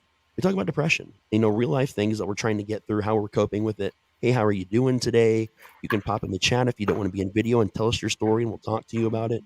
Sometimes we just need to know that another person is there and that we're heard. And that's what we need. So we might laugh, we might joke, we'll have a good time, but we'll deal with our struggles and your struggles along the way. Just a community building kind of thing. Our Allied Sundays. So that's where you can find us. Yeah. Also, our Amazon pages and a couple of things, but you can find all that through soon. Yeah. Yep. Prometheus, where can we find you? Where do you want us to look for you? What do you want us to do with you? Under the couch. Under the couch. Do anything you want. No, I'm just kidding. You can find me on Facebook. It's Terra Manor Prometheus, facebook.com/Terra Manor Prometheus. You can also find me on Instagram. I'm on Instagram, trying to post more on there too. That's Prometheus_T Manor. And the big one that these lovely people know about and are repping right there on their shirts, Prometheus Gaming on Twitch. That's twitch.tv/Prometheus__gaming. We game, trying to get back on schedule to Monday, Wednesday, Fridays. But definitely on Fridays, we play Jackbox. We have fun. It's a we good steal time. things. And you go on heists. And I added the Jackbox link too. If you go to I was very confused. I'm going to do this because I was very confused the first time I tried to play. I was just like, what are you doing? Just join. And I'm like, how? But you join the stream and then you have this Jackbox thing running as well. And then he'll tell you the game number, which is like, what, 4 letters or number combination? It's a game code, about 4 letters, yeah. You code in and then you have like some people do it on their phones. I do it double screen, which is really hard to do. Yeah, I just back and forth on my laptop. But you get to play the games against everybody, and they're just it's just a great way to unwind. They're super fun. Yeah. Everybody's really nice and cool, and everybody kind of holds each other up there. So if maybe you're confused and you don't know what to do, dude, everyone in chat, Prometheus will even stop and interact with you and tell you how to do it. So you feel really comfortable and supported while you're there. And that's a really fucking awesome thing. Man. Yeah, we call it, so my community, my Prometheus gaming community, it's like a family, and we call it Family Game Night. And it feels like it, dude. It totally feels like a family, man. It's awesome over there. My favorite thing to do on a Friday, I'll tell you that. And Jenny, what do we have going on from you? You can find me at Friday of the Blue Box on Facebook. You can find me at Friday of the Blue Box on YouTube. You can message me through Raz's page, through Fae Corps page, through Friday of the Blue Box, or you can email me at dukaleParanormalInvestigators@gmail.com or FridayoftheBlueBox@gmail.com.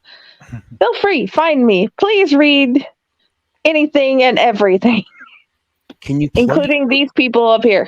Can you plug your book real quick, the one that's coming out in April? Like, just give us a little bit of what's it about, etc. Yeah. So, I learned from Patti. My poetry is actual poetry. Some people might like to read it because I have loved reading all of that I found. So I've made poems about family, about life. I've even, with their permission, put pictures of family in it so you can see parts of my life. Everything is changing, so a lot of things I put in my book will not be there anymore. Well, it'll be there, but we won't be there. Right. But it's pieces of my life from teenagerhood to now. So, Nice. Please check it out. What's the name of it? State of Mind. It's coming out from Fae Corps in April. You Yes. guys will definitely get links to that Okay. shared on QED stuff, my stuff, all of our stuffs. You will find links to that, and you should definitely buy it.